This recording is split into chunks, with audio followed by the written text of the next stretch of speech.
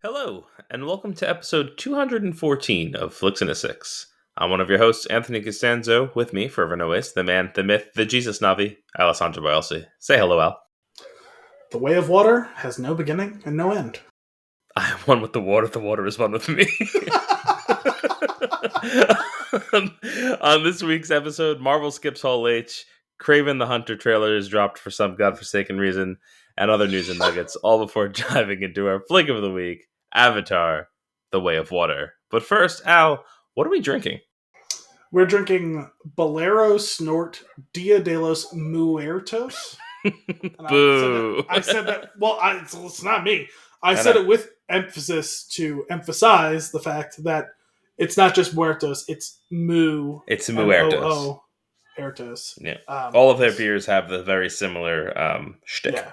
Well, it's it's cow, it's bull related. They've got a Dia de los Muertos type of skull with like all the fancy art on it, but it's it's a longhorn cow, well, bull, whatever you want to say, skull, all sorts of fun little flowers and scrolls. I think so. In that same styling of that Mexican art.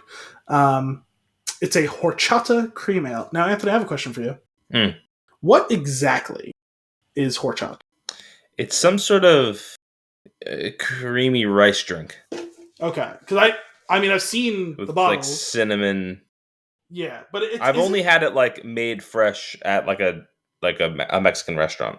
But isn't it like coconutty too? Isn't it? It may be coconutty. I think that there's like a rice base. Let's get to the bottom of this together. Well, that's what I was asking. I was wondering if you knew.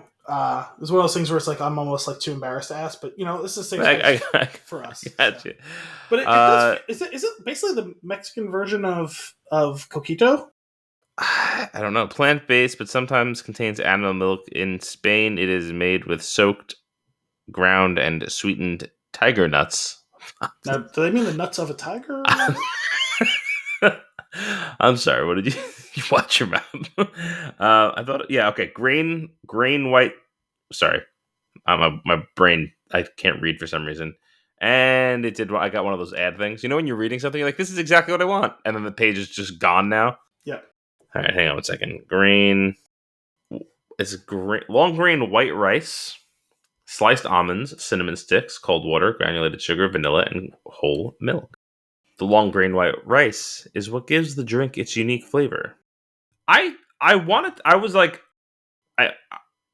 was almost certain there was also coconut, but I guess I could be wrong.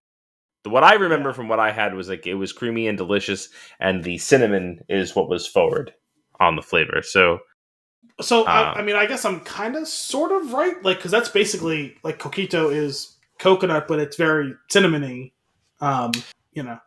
Yeah, there's something about it though where with coquito, the coconut is what's giving it the creaminess and the sweetness, like all at once. It's coming from that same type of flavor, whereas this is sweetened because that creaminess is coming from the white rice, which has a very interesting effect on the flavor. It's I guess it's some similar. I don't know. Let's make a white drink. They do look similar, like when it's homemade and all. So all I know is I had it once and it was damn delicious. Okay, I've never actually had horchata. So anyway, this is take you to my little Mexican restaurant in Rutherford, New Jersey, where they have it. Well, I went to the one by me that I really like that has that ridiculous bowl of meat. Which I had, of course. Sure. I feel like I can't not have it. I've had other things. I feel the same way about the restaurant we go to. It's like I could order something different, but I'm also okay with what I get. Well, that's what I said. So I don't get that when I order out because it's definitely something. It's like fajitas. It's something you want to have when it's served because they serve the whole thing is like like piping hot because it's an experience. Well, not only that, but like because they throw the cheese in at the end in like the middle in the sauce and like it melts as it's coming out. Yeah. So it wouldn't have the same effect or probably not be quite as good if you had it delivered. So I've had their other things if I've ordered out from there. And it's all really good, but when I'm there, I feel like I have to have it. And it's, it's kind of 50-50 whether I'm eating there or ordering it out. So I do get to experience the other things there. Okay.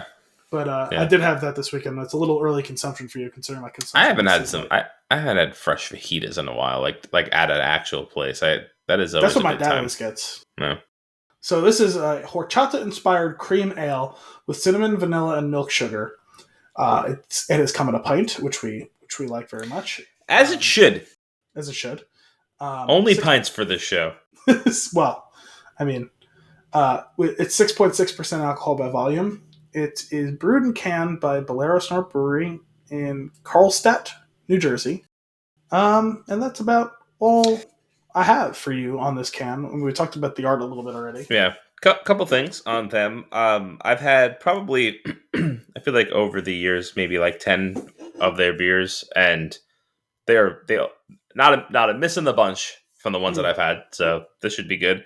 I think I actually had it when we bought it originally, but I'm pretty sure this is like 14 years old. No, it can't be that old. But I'm pretty sure you did give this to me. Yeah, it's. Let's see, what do we got here? Got tacos? I don't have tacos. 9/27/21. Okay. Not great. Not quite 2 years. Not great. I always love their can art. I like their Bolero Snort logo, the BS beer. And shout out to putting the little hop upside down. I feel like everybody else likes to throw that hop right side up, or what I assume to be right side up for artistic purposes, but theirs is upside down, and I appreciate it. I see you, Bolero Snort. I see you. I see you. I'm glad you got it. All right, let's give this one a taste, shall we? Yes. Cheers. As expected, it's delicious. It doesn't seem to have suffered for its age. No, not at all. It actually it weirdly tastes fresh. Yeah. Listen, there's a wide range of outcomes with that freshness thing. It's definitely more pronounced with hoppier beers than it is with beers that are not really trying to emphasize, specifically the aroma, the nose of a hoppy beer. If you're just having any other style of beer, it doesn't really matter. And some, like, an imperial stout or other similar, like, high alcohol beers with like a lot of residual sweetness, those actually get laid down to age like wine. Like, some of them are actually better if you leave them sitting around for a year or three. Now, I wouldn't say that for this style per se, but I don't know. I mean, cream ales are meant to be kind of rugged and for all occasions. So I don't think that this one really suffered for it. And the higher alcohol content probably helps to goose that along. Usually a cream ale is more like 4 or 5%, I feel like. So yeah, this is nice. There's swirl this one around. You see the way the head like really sticks to the glass? Yeah. Has to do with the lactose? Probably. I mean, the lactose is what gives you that mouthfeel. Which it's if you're ever wondering, like, I've gotten myself into beers, as you know, over the years. I like to try to figure out what it is the hell that I'm tasting. If you're ever trying to figure out, okay, so what is that characteristic? Drink this one. You'll know. It's right there. It is right there. It is the weird. I just bit into a marshmallow mush that is on your mouth as soon as you take a sip of this beer. I don't dislike it. It's just very apparent in this beer. Yeah, my mileage with the lactose variety of it kind of varies. I know. Take the lactose.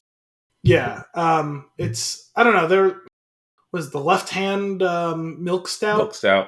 The first milk stout. 2 or 3 sips I had of that I really liked, and then I started to get this kind of like meh feeling. Yeah. But like when you're actually taking a sip of one of these beers, the actual mouthfeel, and I associate it more with oats, beers that incorporate oats in the grain bill, typically have like that really creamy mouthfeel as well. I feel like I don't get the aftertaste or after feel the way I do with lactose, but similar concept. Right. Yeah, that one's more upfront. This lingers. Like, this is, you feel that like tackiness like sitting there on the roof of your mouth afterwards for a while. And it's just I don't know, it adds to like the flavor profile and the experience for sure. It's just different.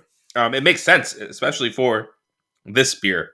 Yeah, no, to it's kind of try to capture that experience of drinking horchata. But it's interesting. I will say I was a little. I mean, I taste it, and maybe that is the one thing that's kind of suffered for its age. But not as much on the cinnamon as I kind of expected. I feel like it's as much as you'd want, though. Yeah, I don't know. I mean, I guess I was just expecting it to be accentuated a bit more. I mean, it tastes good. I taste it in the sweetness. You taste the cinnamon. I feel like in that, like in the right in the middle of the sip. And you do have to be careful. I'm not sure what they did with this. I'm guessing they add the cinnamon towards the end, because if you add it too early in the boil, it'll actually get bitter. That's I was curious about that myself. I almost wonder, like, do you just do it at the end and let it kind of soak there?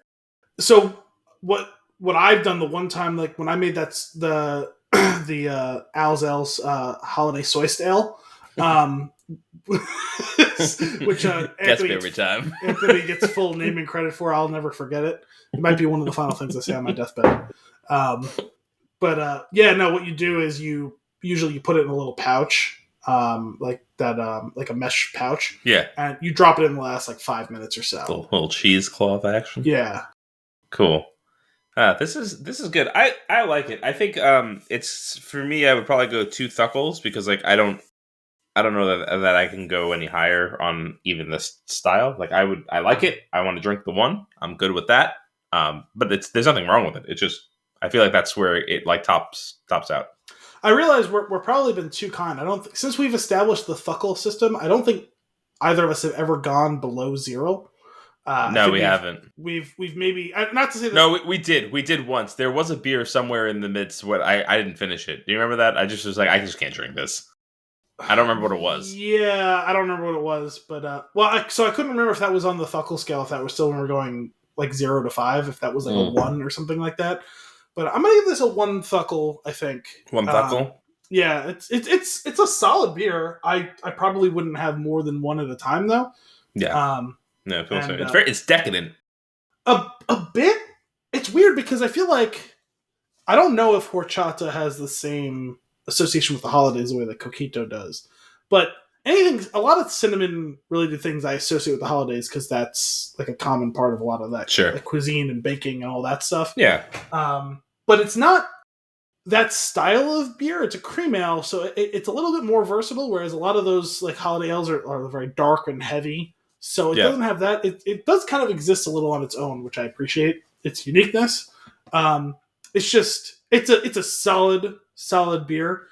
Not that I want to like go seek out having negative thuckle beers, but I feel like I need to create a little bit more of a striation in our grading because I think we've clumped too many in. Not to say we haven't had some really good beer because we have, but I think some of them maybe, at least for I won't speak for you. For me, I may have been a little overly generous in some of these, like as if 0 to 4 was the only scale I could give. Yeah, that's fair. Because negative has such a negative connotation. I mean that like deliberately. It does. So. Yeah, no, for sure. I actually like the scale though because even at its worst, beer is pretty good. That's. I feel like that's where we're playing. We've gotten lucky with with some of our selections, even some of the old ones. And, in our defense, like I feel like we got to make a point of not trying to drink something that we think is going to be bad. Sure, there is an element of self-selection. We've talked about that with the movies too. Like a lot of the movies we choose are movies like we actively want to see. Not all of them, but if you wanna get some negative thuckles in there, just go to the liquor store, go all the way to the left. You know where the Budweiser is. Oh, okay. Where you're. I'm pretty sure I saw a Bud Light Orange the other day. Yeah, I wouldn't be surprised. The thing that really skews me out actually is the Bud Light. Was it the Chelada? Or is it the Modelo? One of them. I don't know. It's some sort of fruity concoction in a can that I can't. Like it would be a thing that maybe would be fine if it was like actually like made to be like drank, not pre-made and canned. You know what I mean? Right. Ugh, gross. Cream ales though, as a whole, I feel like on paper, like they always sound good to me. They always sound like they'd be right up my alley. But they're safe. They sound safe. But I feel like I'm usually like slightly disappointed in them. Well, that's what I'm saying. It's a high floor, low ceiling beer. Like the best cream ale, it can only be so good. if you compare it against something like an IPA, sure, you have a decent chance of your IPA being worse than the cream ale, but if you get a good one, it's going to be substantially better than the cream ale. Like, there's only so much like variation within the style that you can really do. That's fair. So there's only so high that mark can go. It's a safe option, and it's an approachable option for someone who doesn't love beer. Just like, yeah, I'll have a beer. Like, cream ale is something that's not one of the American lagers that is like designed in a lab to not be rejected. Mm-hmm. Not to be enjoyed, just to not be rejected. A cream ale is actually made. It's like crafted. It's like the difference between art and science, and so there's an appreciation for that. But it's watercolors, right? Like, you're not going to get blown away by it, but there's an appreciation for the work that went into it and the fact that like there's a little something there. Yeah, nice. All right, man. That was a good one. Let's move into some news and nuggets, shall we? If you say so. You tell me that Marvel's not going to be at Hall H. So I've heard. I mean, I feel like... So you've heard. Was it your good friend Alan who told you this? No. He's a TV critic. This isn't his beat. He might know. I'm sure he knows, but this isn't like his... He's not breaking news on this subject. I feel like Marvel should be there. Well, here's a story on The Hollywood Reporter. I feel like they need to step it up. Marvel Studios skipping Comic-Con's Hall H. Marvel Saturday evening panels are often the highlight of San Diego Comic-Con. They won't be headed to San Diego Comic-Con for its customary Hall H presentation. In July, The Hollywood Reporter has confirmed. The Disney-owned studio has long maintained it will only attend the con when it can truly deliver. The con! Attendees often camp overnight to get a seat in the 6,500 hall. The Wrap first reported this news. In 2022, Marvel Studios' boss laid out an expansive slate for its multiverse saga. This year's convention, to be held July 20th through 23rd, comes as Marvel has pressed pause on a few titles, including Thunderbolts, Blade, and Daredevil Born Again. Work is not expected to start up until after the writer's strike, and as a result, Disney also pushed back a few of its key films in a release date shuffle announcement last week. The news comes. Well, I'm sorry. Those ones that have been paused are specifically paused because of the writer's strike? Yes. Okay, cool. The news comes amid a challenging time for Comic-Con, which last year returned to its traditional in-person event after moving largely virtual in 2020 and 2021 amid the coronavirus pandemic. The convention, which at its height can attract around 160,000 attendees, must contend with a writer's strike that would prevent showrunners of TV series from sitting on panels to attend their work. It also faces the looming specter of a potential SAG-AFTRA strike, which would prevent actors from attending as well. A SAG-AFTRA strike could begin any time after June 30th, when the union's contract with the studios expires. Although it is skipping Hall H, Marvel Studios will still have a presence on the convention floor. While big panels get much of the attention, Comic-Con is also known for creative cosplay and the chance to connect with artists and creators for smaller properties. So I thought this is an important bit of news, and what's somewhat of a slow time right now. Yeah. But it's not actually, I think, a panic thing. I think the fact that the writer's strike is going on is a pretty valid reason for them to skip out on it. It's also not the first time that they've missed. I mean, yearly they're considered like the one of if not the main attraction at SDCC, but it's not the first time. Every few years they do kind of go light if they don't have anything big to show. And the writer's strike is permeating through every phase of all of this. We already know that like big shows that they were in the middle of producing, like actually shooting, are being put on hold because of this, whether directly or indirectly because of the strike. So it makes sense. I mean, people don't like account for this sometimes, but it's not just actively writing the show or even the notes given during filming. Technically, during a strike, writers are not supposed to promote their work. Right. So that's what Comic-Con is. That's what Hall H presentations are. Yeah, that's promotion. fair. So they really can't. Even if they had stuff they wanted to show, they really can't. Like, I guess Kevin Feige could go up and just be like, hey, here, watch this. But, like, it doesn't have the same heft if you don't have the panels following it up with the directors and the writers and the stars talking about it and helping the hype machine start up. So it's probably best to sit this one out, honestly. That's fair. I wasn't even thinking about it from that perspective, honestly. I completely forgot that the writer's strike was going on. Well, because we're in that like Cold War phase of it where there's not active negotiation, there's nothing big happening. These streamers and stations are starting to just dip their toes into the water of playing some of what they have produced already. Because, most of what has been on TV for the last month was already done before the strike anyway. And what's to come, that's largely true as well. I don't know this for 100% fact, but this is I feel like a pretty safe assumption. But like last week, I saw them doing a big promotion on Paramount for the fact that they were going to start playing, I don't know if it was later this month, 1883 on Paramount Network. The broadcast network debut, because it was a Paramount Plus exclusive. Right. I have to imagine that was to fill hours with no new programming. Yeah, that makes sense. Because that's what they do. Like I actually forgot about this because I wasn't watching the show at the time. But during the 2007 or 8, whatever, 2008 writer's strike, CBS ran edited versions of old Dexter episodes. Fill airtime and also to push viewership towards Showtime because it's all in the same company. That's a feat in editing. Yeah, CBS, like Viacom, is all like the same thing. Showtime's part of that umbrella. And so they had to obviously cut out a lot of his goriest kills and all that, and all of Deb's fucks. But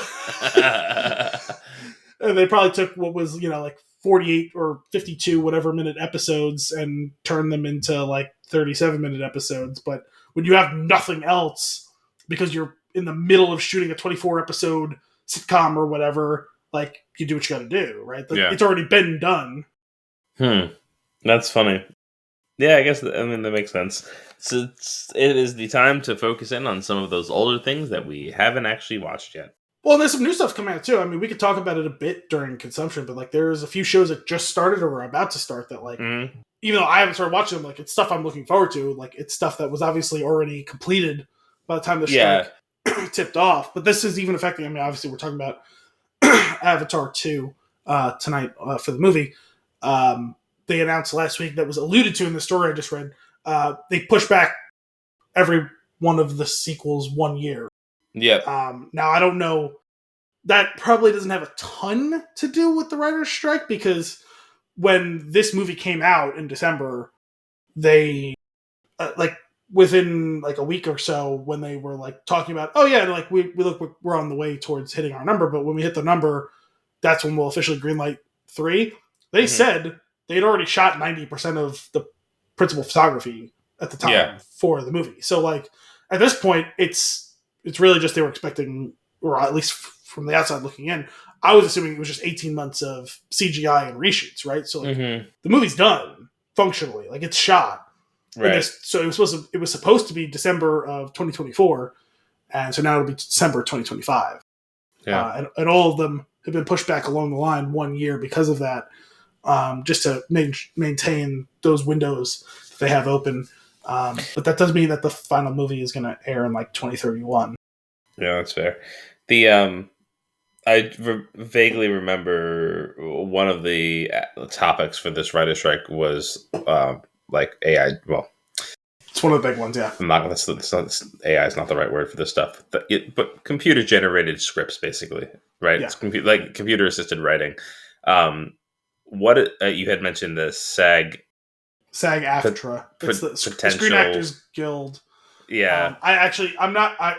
SAG is the Screen Actors Guild. I don't actually know what AFTRA stands for. I know that those two things go together. We can look at Acting it now. Federation of Acting. This is like Dodge. Yeah. Dodge. But do we have any idea what that's about? Well, this is something that's been the American. You were good there. American Federation of Television and Radio Artists. But, I put an A after the F. I don't know what I was doing. You did. Huh. It's okay. What is it? American Federation of Television and Radio Artists. Television and Radio Artists. Cool. But so yeah, no, this has been one of the things since the beginning of when the writer's strike was looming, and then like initially tipped off was the talk of the fact that these contracts almost entirely overlap with the SAG-AFTRA and the Directors Guild, I think, as well. So I didn't realize it was that close. I assumed that they meant like, I don't know, 6 or 12 months from now, not like 6 or 12 weeks from now when they were first talking about it. So yeah, no, they already, I believe, voted to authorize a strike, but that won't commence until like another week or two from now, I think. So gotcha. I was curious if it was like for similar reasons, like, you know, is it okay for us to still have James Earl Jones as the voice of Darth Vader for the next 400 years, like something like that? That's already happened. He's not doing the voice anymore. No, I know, but like, I wonder if that's like kind of if it was going to be like a similar topic to like the writing thing, or if there was something else. There have been talks about the concerns. I think coincidentally, it might have started with that concert, like whatever it was, 10 years ago, with Tupac was on the stage as a hologram, and Michael Jackson was like 6 months later or something like that. Or I might be having the backwards or whatever. And then actually, it's funny. I didn't really think about it at the time because to me it was such a technical marvel. I was stunned by it. But Rogue One, when they grafted over a real life human being, the face of Peter Cushing to be Moff Tarkin, which I thought was fascinating. They did a great job of keeping it under wraps. I thought it was really cool, like a cool idea, but I could also understand it's concerning. I mean, certainly you would have to get sign off from an actor to do it, which has been happening. I mean, Mark Hamill did it for the Mandalorian, but he, I guess, signed away his vocal rights as well. And I think James Earl Jones has as well. Makes a little more sense with him at his age. He's in his 90s. Sure. But it is a little concerning that they could do all that. But yeah, that is part of the SAG-AFTRA thing as well. Is they don't want to be replaced. I remember it's probably 6 or 7 years ago now. There was jokes about it on, or no. So when did the finale of BoJack Horseman run? Was that like 3 years ago? He was shooting a movie. I don't know if it was Seabiscuit or something like that. Because he was a horse. He was playing wanted to play a famous horse, and they wanted to do reshoots, and he was fighting with the production staff, and they're like, "Oh no, it's fine. We'll just do it in hologram." So this is something that's been. I mean, that show was extremely inside Hollywood, and some of it was a platform for them talking about some of their gripes or their fears, and that's one of them. It's been on their minds for a long time. Sure. Yeah, that's interesting. Yeah, it's, I don't know, something like that. It's obviously a complicated topic, but like in my mind, there's a difference between like bringing back a character that they can't bring back in the other way because they're trying to fill something in that time, and it's a nice nod and an homage to the character and the performance and all that. And it's like, I think that's really cool. Like, nobody's losing a job over that scene. Like, is what I'm getting out. But like, no, I mean, the guy who was grafted over was getting paid too. Probably not as much as if he was actually the character, but like, right, he was getting paid something. But like at the same, but it's like, doing that versus like doing like a whole movie where like all of the cast is a bunch of people that have passed away. Like that feels weird. Well, so I think part of the thing is in the writer's strike and the actors' strike, imminent one. It's not even, from what I understand, at least that's what they're saying, right? Maybe the way they're behaving is different, but what they're saying. It's not even that they're saying, no, absolutely not, you can't do this at all. From what I logistics. Yeah, from what I understand, it's about the studios, and they've done this several times over like other issues in previous strikes. The writers and then the actors, and too in this case, are asking, can we codify what all of the different ways that you can and cannot use it, whose permissions you need to get before you do or don't use it. And the studios are like, no, you can trust us. We won't fuck you guys over. And it's like, no. None of them, to the best of my knowledge, are saying, absolutely not, never, you can't use it. It's just, we need to rules? Negotiate what the rules are exactly. In the case of a computer-generated script, right? Yep. It's not to say that you can never use it, but we need to hammer out what are the specific applications. Mm-hmm. When and where and why will they be used? Yeah. That's important. Like you do that is the point of collective bargaining. You need to set the agenda, the rules, what will and won't be done with this. Yeah, that's fair. Yeah. Anyway, I hope for swift conclusion on all of these fronts. Considering selfishly, sure. Considering that the SAG-AFTRA strike is going to follow up on the WGA strike, I have to imagine that's going to probably make things worse. Yeah. Now, whether or not it makes it longer or shorter, actually, I suspect that ultimately it'll make things shorter. Not to say that it'll be over soon, but if you have like 2 of the 3 main guilds not working in any way, shape, or form, good luck making anything. Right. Exactly. Oh, man.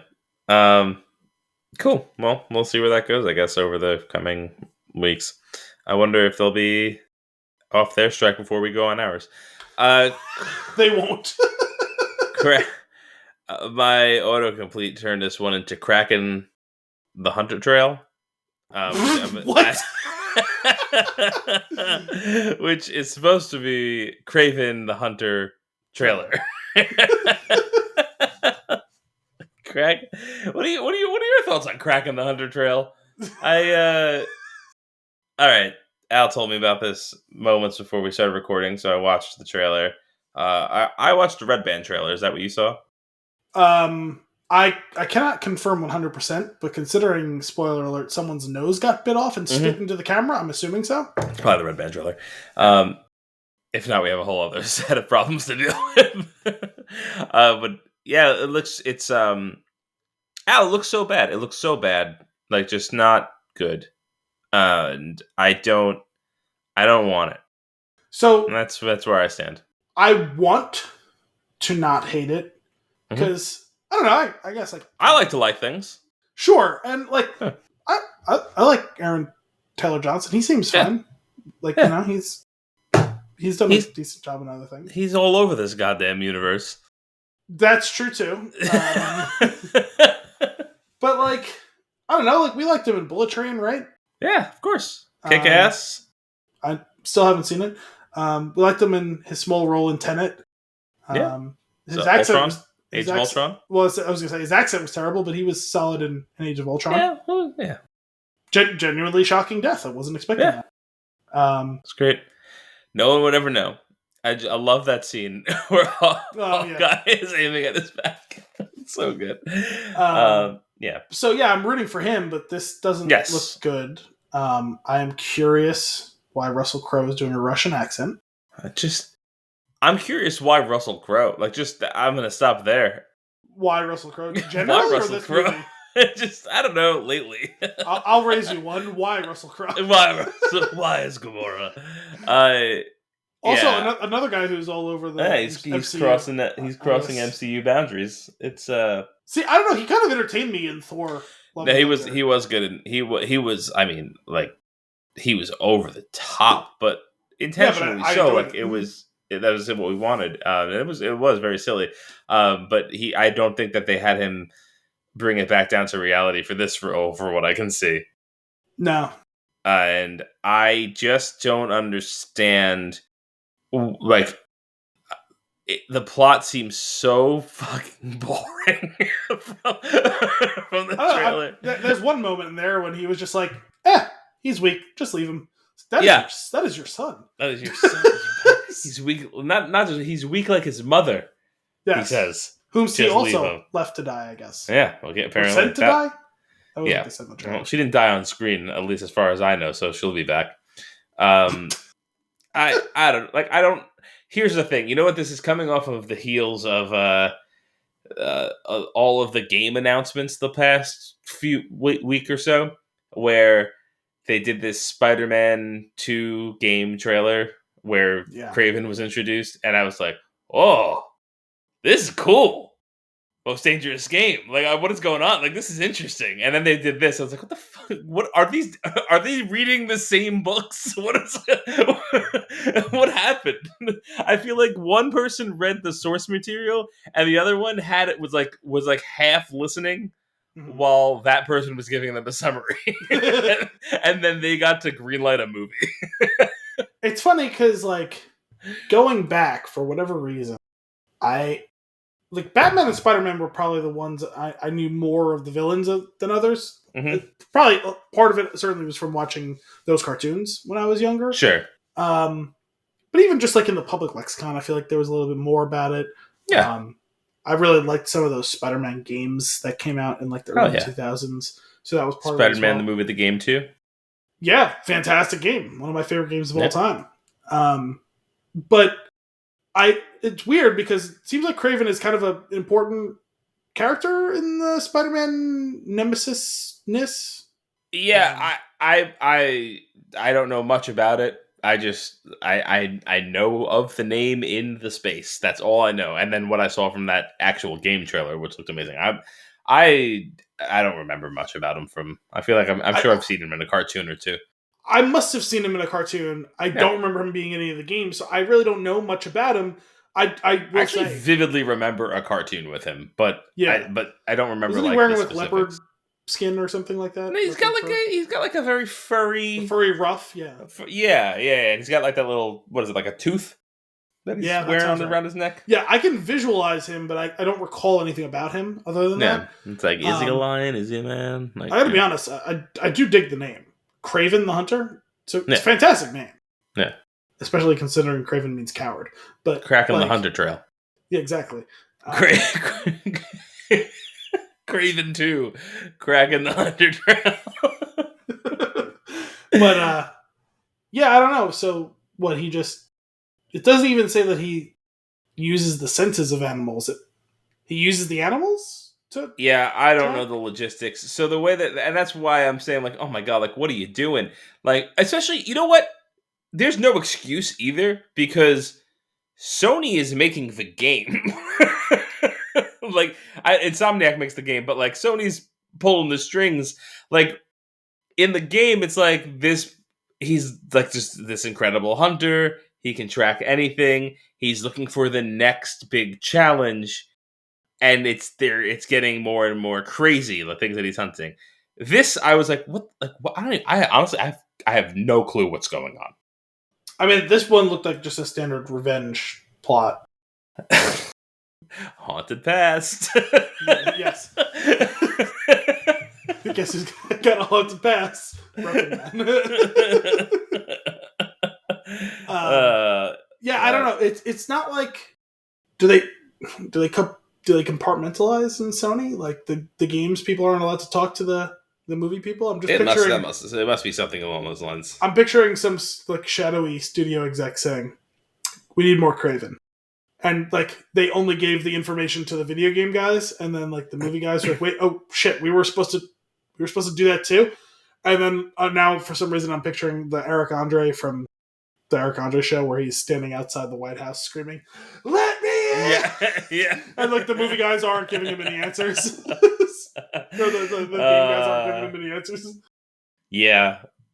I don't know, man. I don't know what's going on over there. Like, it's such a mystery to me. Like, how it's just so off the rail. And I think this was before we hit record, but you were just like, you can make tons of money off. Just let somebody else maintain the rights, give permission, problem solved. Yeah. Have your input, have your, set the agenda. Hey, we want a Kraven movie this year. We want a, I don't know, Shocker movie 3 years from now. But let Feige and the MCU do the work. Like, they are the ones who, like, I'm not saying they've gotten everything perfect, but like, they got all the Spider-Man stuff right. Those 3 movies are really, really good. They were like, with the Spider-Man stuff, they were like, Marvel's like basically strong-armed them because like, look, we are dominating this space, so like, let's go. Like, give us Spider-Man, we have plans. Oh, I'm sure they threw gobs of cash at them. Sony was like, okay, but you got to give us all this money, and you got to make it say Sony first on the screen. And Marvel was like, okay, baby birds, we'll feed you. And then as soon as the music started, everyone was like, Oh, Sony had nothing to do with this. Also, I think Rhino was in this trailer, right? Oh my god. With a weird fucked up Yeah. arm. Yeah, that was like the final second of the trailer is like, let's see why they call me the Rhino or whatever the hell he said. Yeah, and then his arm started getting scaly, and I was like, well, that's weird because not scales. And then it's a hide, right? It's a hide. Is that what was growing on him? No. Like a rhino has a hide. Yeah, no, sure. Those looked like scales. It looked more like he was turning into the lizard, but yeah, it's not a reptile. Regardless, so I don't know. I don't know what we're doing. I have no idea. I just don't like. They're polluting this space, and like I feel like Marvel has created such a perfect situation of like how to bring things into the fold, and everybody at Sony is just like high as a fucking kite making movies, and they're just like, how are you gonna fit this one in? And like it's just such bullshit. And Marvel will figure it out. I was just like, was it the end of what was it, the end of No Way Home, where we saw Tom Hardy and his little I was like, cool, but also like, you got to keep that shit at arm's length. Like, it's not like it has no business in the MCU. It should be, I just hope that at some point, like, Loki just wipes out that multiverse like section. Also, like, I guess they're just gonna ruin the fledgling career of Oscar winner Ariana DeBose. I guess. Yeah, well, I feel bad for her. Why would she do this? Why would her agent let her do this? Somebody's got something on her. That's how. That's something. You don't do this one by choice. I think she just needs to fire her agent. Like, why would they let her do this? Like, hey, do you want some of that superhero money? Sure. I'm an Oscar winner. I could probably book anything, right? Yeah, we got something for you. Somebody has something on her agent. That's what it is. Sure. That's what it is. Yeah, because Jesus. It's like you read. I'm sure she read like that first page of the script, and it's like, what the fuck did I get myself into?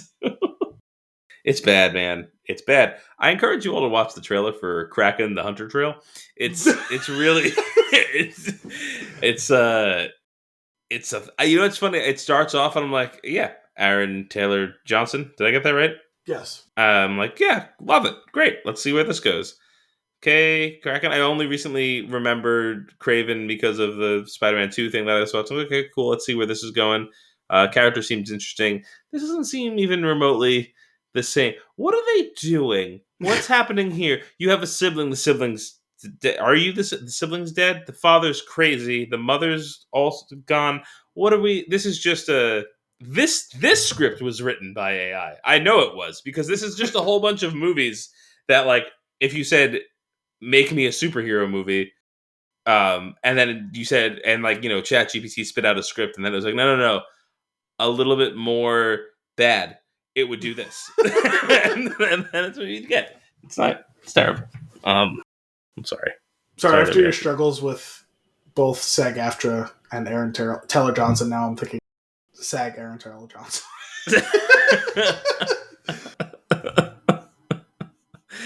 Oh goodness! There's no more news. Let's get into some consumption. What are you consuming? So I only really have one main consumption note here. So this past Friday was the debut of Extraction 2 on Netflix. Is that a Hemsworth? Yeah, the Hemsworth, one would say. The Hemsworth. Yeah. Damn. Well, it's Thor, Okay. So I would say. Which one is the Jonas brother? What, one of the Hemsworth is a Jonas? No, I'm just saying. There's multiple Hemsworths, and you're saying this one's the Hemsworth. I'm curious, who is the Jonas? The one who acts? It's got to be the one who acts. Which one acts?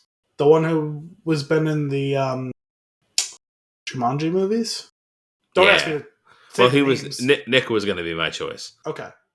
Listen. I've seen Nick Jonas in concert, and he was incredible. I know that there's a Joe and a Nick and a third one. Don't ask me to assign which name goes to which brother. Is it a Kevin?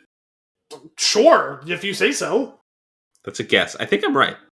I know that Joe is one. I know that Nick is one. I don't know which name goes to which brother.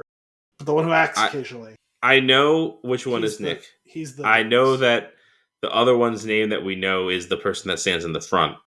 Sure. And then there's the other one that we forget about, and I want to say his name is Kevin. Just like the Hemsworths. There's Chris and there's Liam, and then there's one from Westworld. Luke. Yeah, sure. Right? I think there's also a secret fourth one, too. The ever elusive fourth Hemsworth. Yeah, just like the secret fourth Baldwin. Right. What is it? What are their names? Alec. There's Alec, there's Steven, there's Billy, and then there's secretly the fourth one, Daniel. Bobby. Billy Bobby Baldwin. Yes. Daniel Baldwin. Daniel Baldwin. Oh, man. What were we talking about? Extraction 2. Right. Did you see the first one? Did we do that for the show? I want to say we did it on the show. It's possible. I remember. Your brother? Was he part of it? Maybe. I watched it with him, the first one, for sure. But I think we did it. I think so. I want to say he was. So it's funny. So, spoiler alert for Extraction 1. I won't spoil Extraction. Spoiler for Extraction 1, which came out in 2020. Remember, height of the pandemic, looking for something to do. We watched that movie. Not big on Netflix movies, but we watched that. You want to talk about scripts written by an algorithm? Well, we've had that joke. I know we talked about it multiple times. It's not just the scripts; it's the whole thing. Yeah. Well, we talked about it a lot during the Bird Box episode. Like that was not limited to the naming of the movie. Sure. I mean, 2 words. Bird Box. All right, it's fine. So, spoilers for Extraction 1. What I recall of that movie is many bullets and explosions. Chris Hemsworth's character is named Tyler Rake, and he killed someone with a rake. And that made me very happy. And the end of that movie, I remember him going across a bridge, getting shot in the neck, falling and drowning. Only things I remember from it. So imagine my surprise a few weeks ago when I saw Extraction 2 coming soon. And I'm like, no, he definitely died. He for sure died. I didn't see this movie. Okay. Spoiler for Extraction. It's fine. I don't think I'm missing anything. I'll watch it. I don't think I'm missing anything. I'm trying, but now my mind is free. What am I thinking? What movie am I thinking about? It was a Netflix special. You talking about Triple Frontier? That sounds right. Isn't that what it was? Yeah. That also sounds like a made-up name from a fucking... You know when you do the fortune cookie thing? The fortune, not fortune cookie things, but like the fold flap thing? Yeah. What is that thing called? Fortune teller. I think it's just called a fortune teller. Might be. Anyway, you do that and you get Triple Frontier. That was the one with Oscar Isaac and Ben Affleck. And was Pedro Pascal also in that? Did I see this movie? We did Triple Frontier on the show. That I all right. Pedro Pascal is in that movie. Yes. Okay. Yep. I think this is what I'm thinking about. That was a movie. Isn't they get turned on by one of their own men trying to steal money or something? Is that this movie? I don't know. I just remember they were trying to steal some money in like Argentina or something. Yeah. Okay, that's the movie I'm thinking of. I didn't see Extraction. Okay. Back to your story. Anyway, Extraction 2 comes out despite the fact that he 100% dies at the end of that movie. Sure. And I was like, okay, like honestly, who cares though? Like whatever. Just handling that away. Yeah, no, and they do in the first 5 minutes. They explain away how he survived. Sure. And it was really just like somehow he didn't drown or bleed out from his throat. He fell off of the bridge into the Fountain of Youth. No, he falls into the bottom of a river and is under the water for quite some time, but washes up to shore and somehow gets to a hospital and is in a coma for 5 years and then wakes up. That's the first 5 minutes of the movie. So yeah, no, I watched this movie. Neither of them is heavy on dialogue, although this one has a lot of exposition in Georgian. And when I say Georgian, I mean the country of, not the state of. Yeah, I don't know. The one thing I'll say is if you like, 80% of John Wick action, then this is the movie for you. Yeah. It's a lot of shooting and stabbing and kicking and I don't know. I feel like that maybe undermines John Wick because there is something wonderful about the choreography of that movie. The choreography is good in this. It's a little bit more reliant, I think, on CGI in some of the fight scenes. But no, I'm saying it's bargain bin John Wick is what I'm saying. Okay, I got you. It's if you want that sweet John Wick experience, but at only 10% the cost, Extraction. You want that sweet sticky wicky? All right. Well, I don't know. If you want to do that at some point, I guess we could watch that. I can Yeah, watch I mean, that. not definitely not advocating. Just like it was the thing I consumed in the past Sure, no, 7 days since we recorded, and yeah, it's fun. you got through it. It's a big dumb action movie. Whatever. Moments before we recorded, I finished the 4th and I don't know, maybe final season of Never Have I Ever. If you are not familiar with that show, I'm sure we've talked about it before because I've been watching it over the years. I'm only kind of joking in the sense of like Vampire Hunter. You've talked about the show before, but I don't recall like a detail about it. So it's about a girl and her friends in high school, and it's a lot more complicated than that. Her father dies when she's in her freshman. Wait, talk about hand waving. It's a lot more complicated.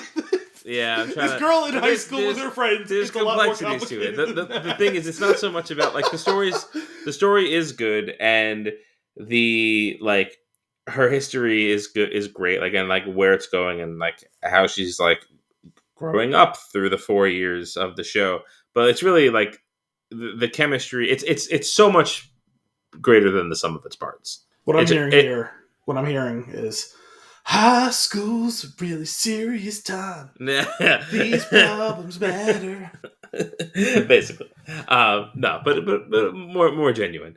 I don't know. It's very, very funny, and the characters are so lovable, and it's such an easy binge. Like we watched the last season in like 2 nights. They're like 26 to 30-minute episodes. They're excellent, and it was a buy for like, and that's all for now. At the end, kind of open, like they could do more if they wanted to, I guess, but it ended with them leaving high school, so like it feels like the perfect time for it to be over. It's narrated by Johnny McEnroe. It's yeah. I can't imagine John McEnroe narrating a great. A high school television show. It is great. It's such a wonderful. He actually is a tennis player? I'm dead serious. Now I want to watch the show just for that. You have to, because hilarious. It is like the reasoning behind it is great, and it could have just been like a one-off thing that they did for the first episode, but no, they did it for 4 seasons. I feel like you're pulling a prank on me right now. No, it's absolutely John McEnroe. This is shocking. It's great, and I think you should watch it. Something that I want to just find if there's a G compilation. Would probably online. love it, so you could watch it with her. You guys will get through it really quick. I want to see if there's a compilation online of someone just pulling all of his narration. I don't want to watch the show. I just want to hear all the clips of him narrating. No, I think so you do want to watch it, but you do want to watch it because the way that he jumps in when something's happening, like his voice jumps in, like to almost to like scold the main character. Sometimes it's pretty great. What's it called again? I already forgot the name. Never Have I Ever. That's right. And it's a great shtick in that the show is called Never Have I Ever, and then every episode is like ... and a thing. Ah. And it's really good. It's I like a show having a title theme. Yeah, like Friends, the one with blah blah blah. Yeah, I'm a big fan of that too. But this is good, and I don't know. It's wholesome. It's heartfelt. It's funny. It's a great note. Like it's just a great show. I can't say like stress enough. Like if you really just want something kind of chill to watch, high quality, great chemistry, great performances, well written, very heartfelt. Give it a go. Is it like a dramedy? Yeah. Okay. Yeah. So like a Parenthood-esque thing? Yeah. Like in that. Well, yeah. Yes. I feel like there are fewer characters, so the stories are allowed to be a little bit more tight and centrally focused around Davy, who is the main character. But yeah. So the politician? Not as outlandish as the politician, though. Okay. More grounded. Okay. No random singing. We're not just going to break out and do... What was the thing in that show? And I was good in it. The Native American headdress. Oh, God. Oh, man. Hat. We came up with a Native American headdress before we came up with hat. That's from How I Met Your Mother, if you've ever seen that episode. Nah.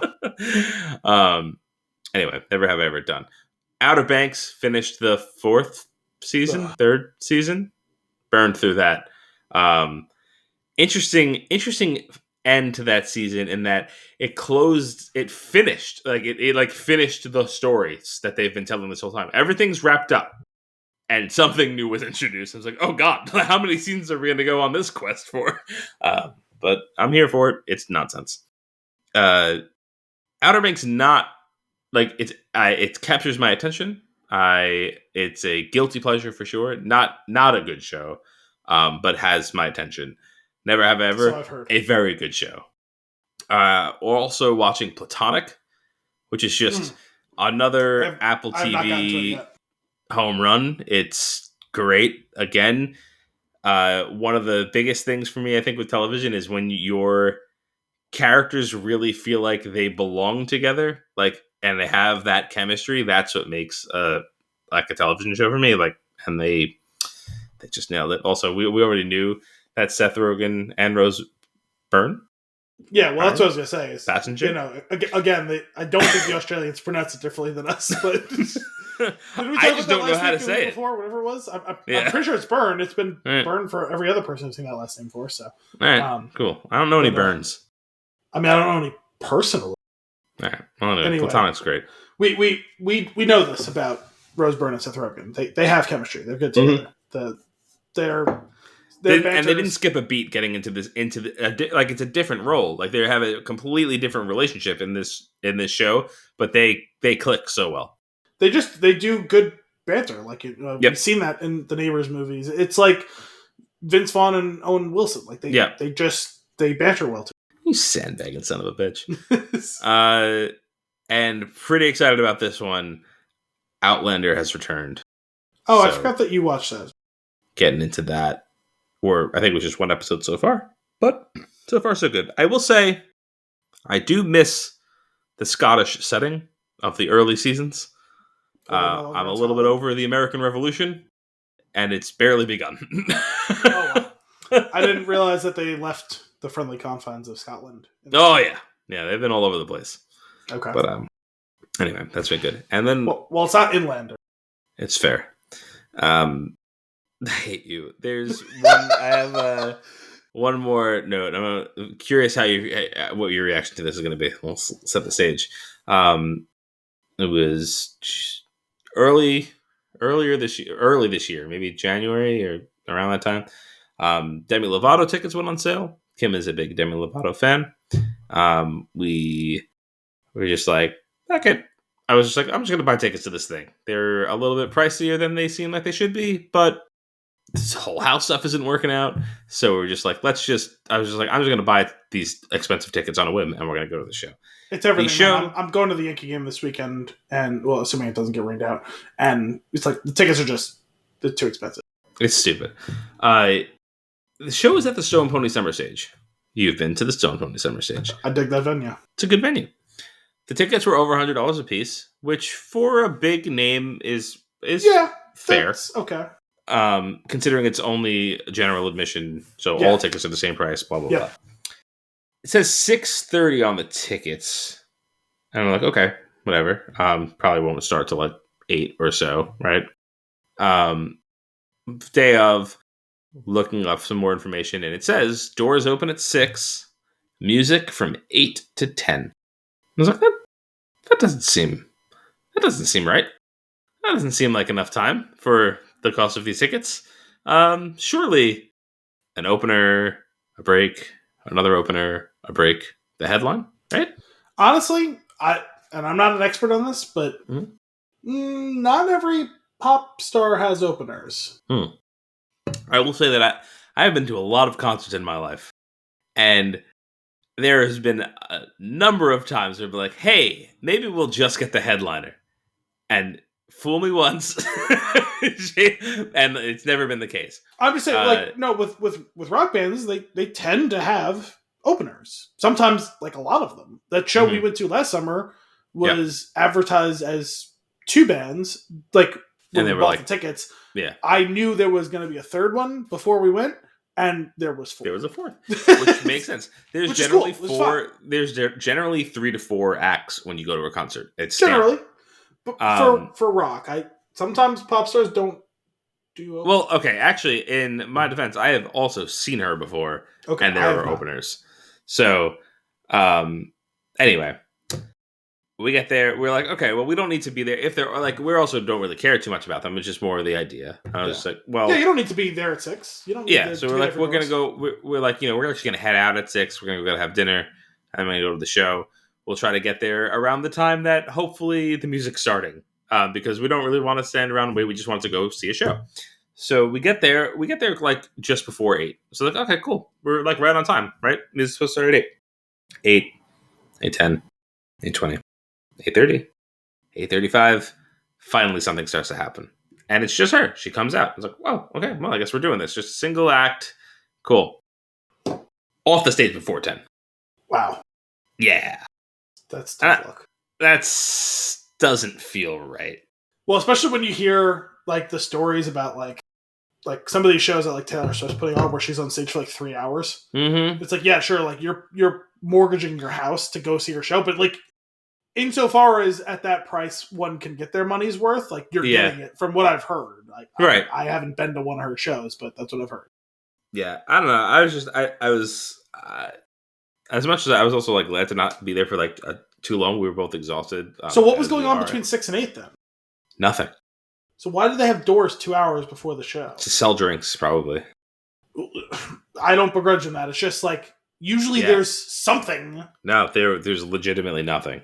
So that was because usually if you have doors really like that early, that usually means you're having an opener. Right, you put some people on early, like even if they're like small sets, local bands, whatever. But no, there was nothing, or even like a DJ or something. Yeah, DJ. No, nope, nothing of the sort. Rub me the wrong way. I mean she has like a pretty deep catalog, like where like I don't know, she could have played for 2 hours, like and gotten into some of those, but no, it was just a really weirdly short show, and I was like, that was odd. I didn't know what to do with that. That's just what happened. No, it's annoying when you see stuff like that. Like I've heard stories like that where you have a band or an act like that shows up really late, and then they like don't want to be there. It seems like. I did get vibes. I was wondering if like they were supposed to be on earlier, and like there was some tension somewhere. Like it seemed a little clunky. Like the audience interaction, it all seemed clunky. And then she kept saying that she's like Jersey, your energy is unmatched, and like she couldn't find anything else to say to the audience, so she like kind of said that multiple times. Ooh. And later on in the show, it's a dice roll too many times. Yeah, later on in the show, she asked how everybody was feeling, and the guy next to us yelled out "unmatched," and me and Kim lost it. That's good. That's good. It's great when you make that connection with someone intentionally or unintentionally, where it's like you think you like not to say like you're like you're like smarter or more discerning than anyone else, but it's like when something sticks with you, and you're like. Am I being weird, or is this resonating with anyone else? And then to find that at least one other person is like also like it's getting weird now that you keep doing this thing. That validation is always nice. Yeah, it was good. Do you have anything else for consumption? No, just like some future stuff. I know we talked about it in the last episode, like just like some stuff coming up, and I think I had either forgotten some or didn't write down whatever, but like I know like, the Witcher is imminent, I guess, and I didn't realize that the new season of Jack Ryan, the final season of Jack Ryan, is coming out. I still haven't watched the last season. Is this a third, fourth? This is the fourth season. The Righteous Gemstones just started. I haven't had a chance to start, but I'm excited for the new season of that. It's funny. Some people making some of the parallels between that and Succession, like HBO's hit series about a rich family who can't get along. Yeah, it's funny. So, I'm excited to delve into that. And I think there's even still one other thing that's soon. I forget what it is. Yeah, I don't know. There is actually some good TV coming in the early summer window before the kind of the dog days of July and August. Usually there isn't a lot of like new shows like, out and about. Even less so, maybe writers strike in full force. So sure, yeah. I on the consumption front, I did just think that I had played a little bit of Survivor since we spoke last. I am on my way. Like I'm supposed to be going back to Jeddah. No spoilers. And I took your advice and I was like, you know what? Before I go, before I even go to Jeddah and start poking around before entering the main storyline, I was like, I'm just actually going to spend some more time here and do some side quests on Koba. Why not? Yeah. Yeah. Build out the old force tree. You know, get that thing growing. Yeah. I love that game. It's so good. I was playing the other day, actually. Obviously, having finished the main story. And actually, I saw it yesterday. There was a patch. The fix. There was a big bug that a lot of people are facing, including myself to a lesser extent than even Dominic. Dominic was even worse. The bounty system. I think he said he got the first one and then was never offered another one after that. I got like 70% done and then couldn't get the next ones like offered. Supposedly that was fixed. And there's a pretty cool scene that ties all that at the end. I'll have to look into that. If I have a bounty, is it just in my list of missions somewhere? Yeah, if you like bring up the start menu on the bottom, you'll see like a tab that says rumors, and then you'll see a tab that says bounties. Okay, I'll look into that. You have to talk to the Kit Fisto looking alien Cage. That's why I'm asking, because I talked to her and it was very like just like a very dismissive like conversation, as if I had already talked to her and there's nothing to do. It's weird how they pace it out, like because she has conversations where she gives you a bounty and conversations where if you've completed a bounty, like where she wraps up like kind of like a debrief, and then there's just her regular talks with her the way there is with like every other character. Yeah. So like the way that's balanced out is a little bit odd, even if it is fully functioning. Just because like there's three main pathways of conversation, whereas like almost everyone else, it's basically just you're getting backstory or banter. Okay, maybe they're giving you a rumor one time, but like it's mostly like backstory character stuff. Scuba Stev. Yeah. Well, he's the obvious exception, but like all the other ones, like Zig or Moran or Toa, or like she gives you the ones to like go track down the temples, which is cool. But the temples are fun. Those they're dungeons to solve. I like that stuff. They're cool puzzles. They're pretty low stakes, low stress. You get some cool stuff out of it once you figure it out. And I appreciate that. Same. Yeah, I was like, I want some of these bounty bucks, and I was trying to talk to her, and like I didn't see any bounty like mission or anything. I was like, and then I found out that I could play her in that tactics game, so I just wiped the floor. I just completely destroyed her. But have you not played the Holo Tactics before? It was the first time I played it, and I just I told you a while back. I was like, man, I feel like you're gonna love that. I know. I just obliterated the competition. It's fun, right? Like it's just a fun, stupid little thing to like just go do. I don't know. I'll play for some rewards. Some of them are kind of tough. Some of the rewards are mostly useless, but some of them are actually pretty solid. So good stuff. Sorry. All right. So that's consumption. Before we get into the movie, I've got a little story for you. Oh boy. So, as you know, I'm in the process of buying a new house. Yep. And it is such an annoying fucking process. But anyway, that's where we're at. On Thursday, we did the inspection at the house we're buying. Mm-hmm. For the most part, went pretty good. Couple of things, nothing too crazy. Weird stuff like the flashing on the windows on the outside wasn't done properly, so like you could like some of the wood is exposed. But it's also been like that for years, and there doesn't seem to be any signs of damage. So like maybe it's okay. We're not a much smaller fix than what held up the last house. Yeah. So, exactly. And cheaper. So there's that. I was like, okay, not that big of a deal. There's a little drip on the water main line into the house, but there's a shut off on the outside. It's an easy swap out of the part once you turn it off. So nothing too crazy there. Couple of very minor things. There's one weird circuit in the house that like way too many things are connected to, and like they're protected by a GFI switch on the second floor in the bathroom on the other side of the house, which doesn't really make any sense at all. Like I think every house has that at some point or other. It doesn't make sense, but every house does. Yeah. This is like Yeah, the most hyperbolic version of that is in Christmas Vacation when he's trying to string up the lights for the house, and there's the one light switch in the garage that's connected to the outlet that has 4,000 splitters on it. That is like extremely dangerous and illegal. Yep. Yeah. So the way that we found this one out is the inspector tripped the outside switch so that he can go inside to. His assumption was that it was attached to one of those GFI switches, so he tripped it with the intention of going inside, finding it, and turning it back on. And then he was like, "Where is this thing?" And then we were in the laundry room, and the lights weren't turning on. It was like, "Huh, all right, we'll find it later." And he went in the garage, and the garage doors weren't opening. And he's like, "Well, I wasn't expecting that." And then he's like, he's plugging this thing into other outlets in the area. He's like, "Are they all on this?" And then the homeowners happened to come back like while he was like looking into this, and he's like, "Hey, I tripped it outside. Where's the reset?" And the owner was like, "Oh, it's upstairs in the bathroom in the master bedroom." Again, completely on the other side of the house upstairs. It's very, very weird. Anyway, not a big deal. We have a situation like that in my house where the upstairs bathroom that like me and my sister use is on the GFI that's in my parents' bathroom. Sure. Why? Yeah.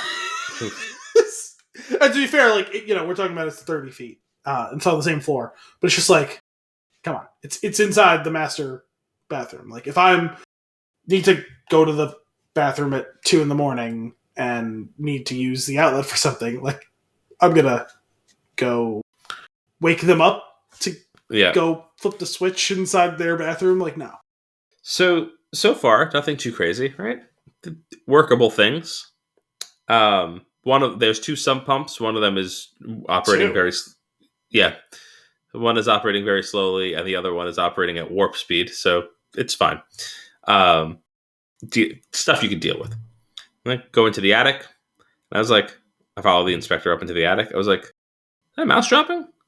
And he's like, "No, not a mouse, not a squirrel." And I was like, "A raccoon?" And he's like, "Not a raccoon. The ones that fly." Yeah. And I was like, "Fuck." I was like, "Bats?" And he goes, "Bats." I was like, "Great." And I was like, "Is that what that squeaking noise is?" And he goes, "Probably." And then he's looking around the attic and he goes, "Oh yeah, there they are." And I went, "They?" And sure enough, in the corner of the attic, hanging on the wall, is a colony of bats. Colony? Yep. Apparently that's what this large group of bats is called. It's a colony. Well, I know what they're called. I'm shocked that the term is being deployed here. Not the pair of bats. Not the small family of bats. The colony of bats. Bats. So also, you squandered a massive opportunity to say, "Is that guano?"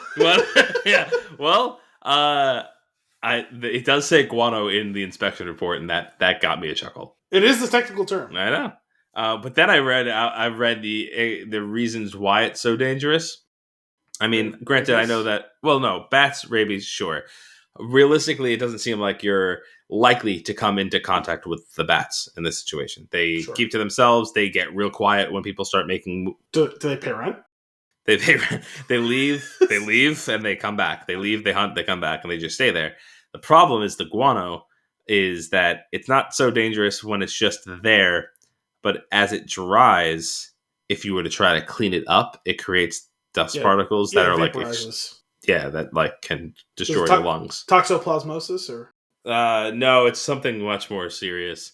More serious than that? Yeah, I think so. Because that's like extremely deadly and bad. What I just said. it sounds terrible. So isn't that the thing why, like, technically, well, you have a pregnant wife with cats, but that's why a lot of times you don't want cats pregnant. No, you just don't want your pregnant significant other scooping the litter box is really what it comes down to. But yeah, so we got to take care of that. We got to get rid of the bats. Bats got to go. So just got the report back today. I will keep you posted on what that entails going forward. Just called. Yeah. Okay. Pet detective. Got to get him up there. Well.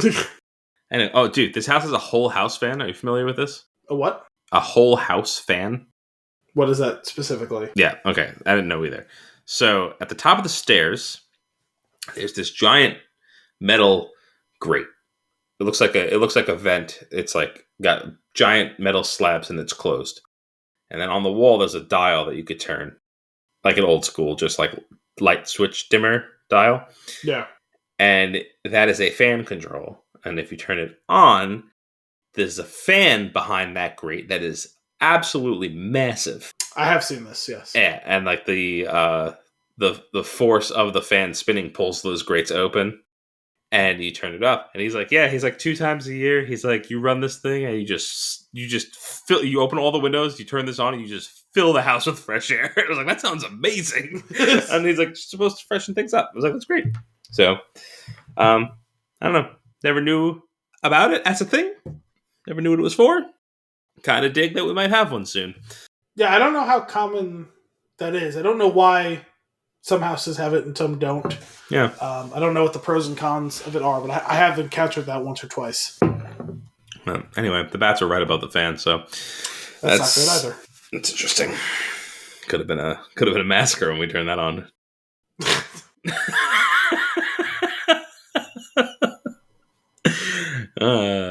Really vaporized that bad shit.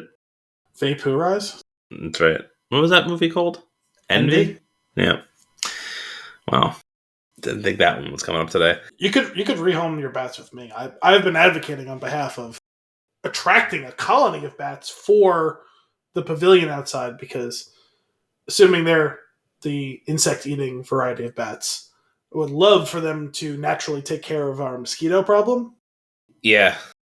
I hear that's one of the pluses. Just swarms of them.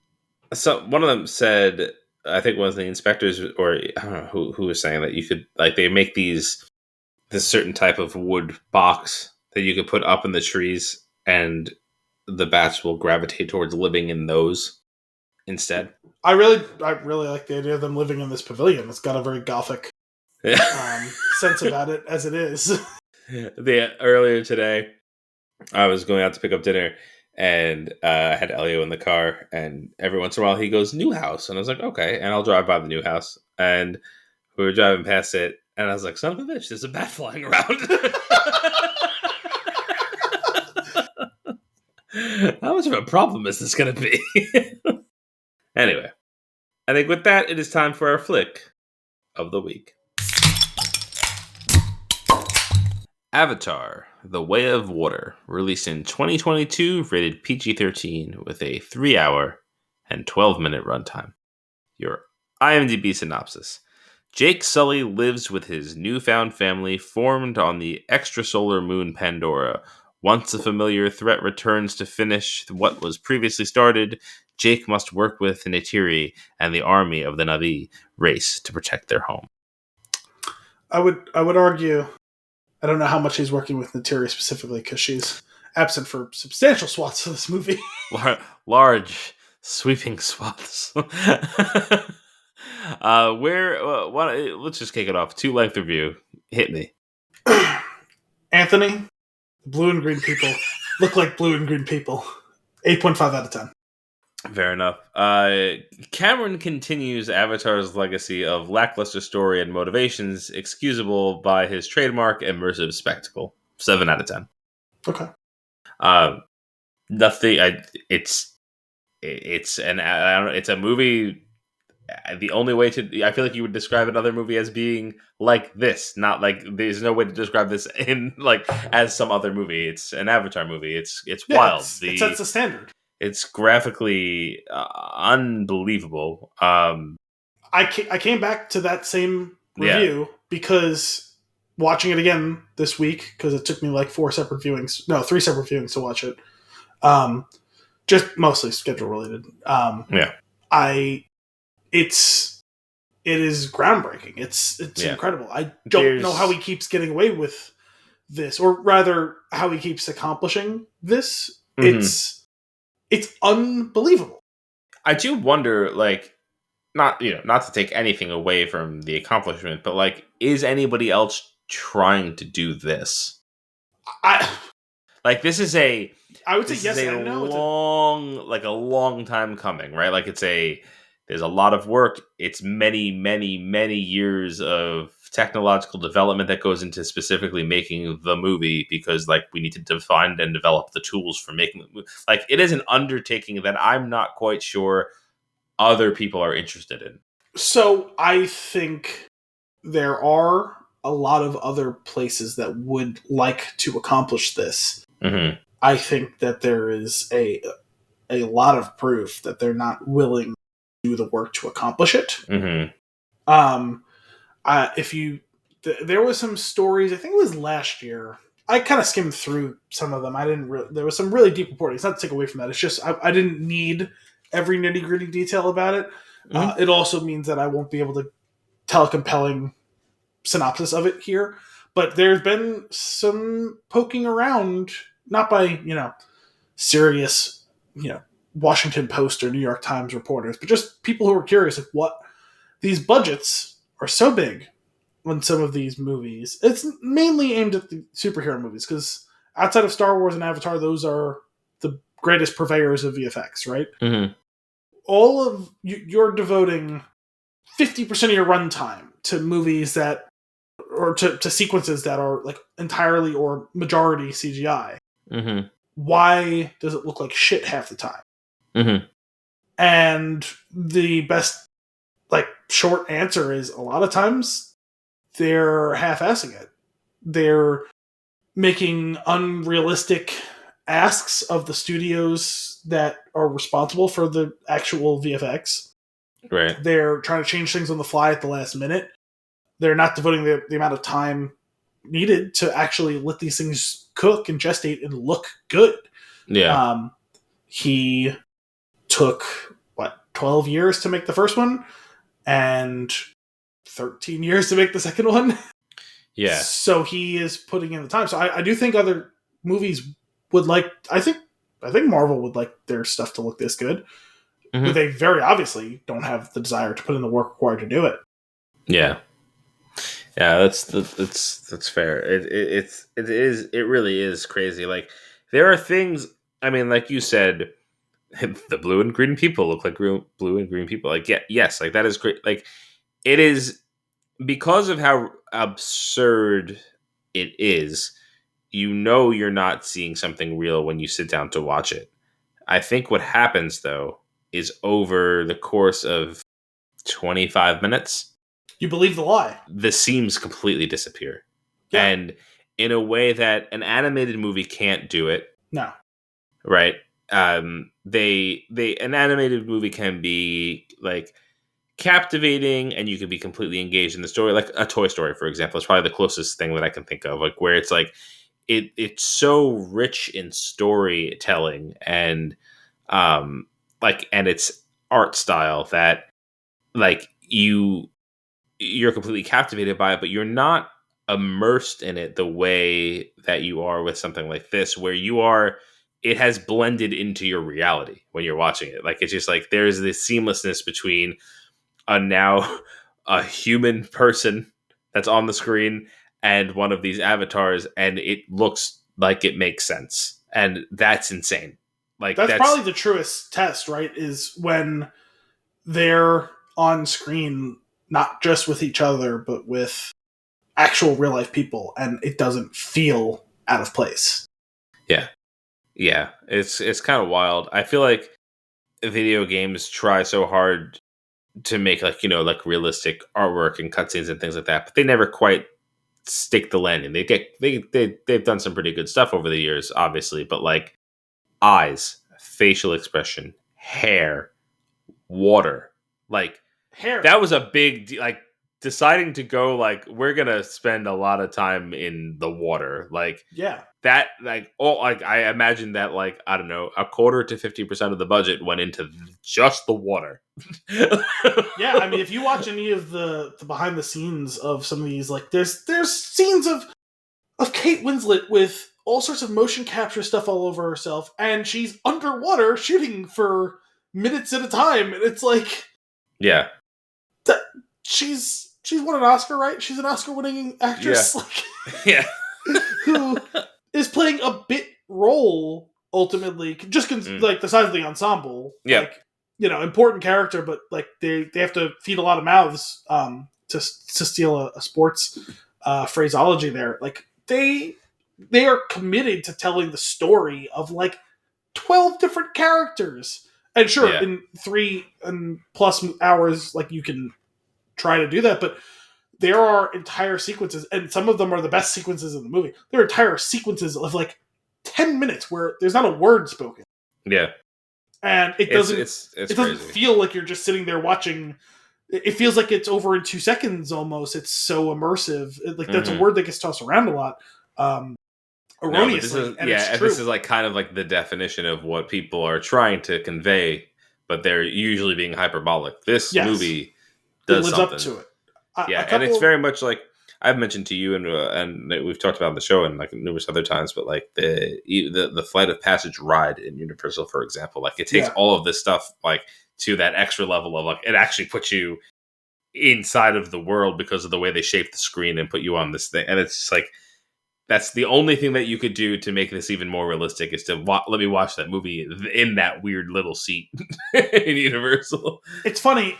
I think in a lot of ways, it feels like, I don't know if there's any history between the two of them in any way, shape, or form, but spiritually it feels like Cameron is the ultimate successor to George Lucas because what was so striking to me about this is, there is so much CGI in this, but it's built upon the framework of real practical stuff that's happening, right? Whether it be the actual people who are in motion capture suits or where CGI is supplementing what is a real environment or water or whatever.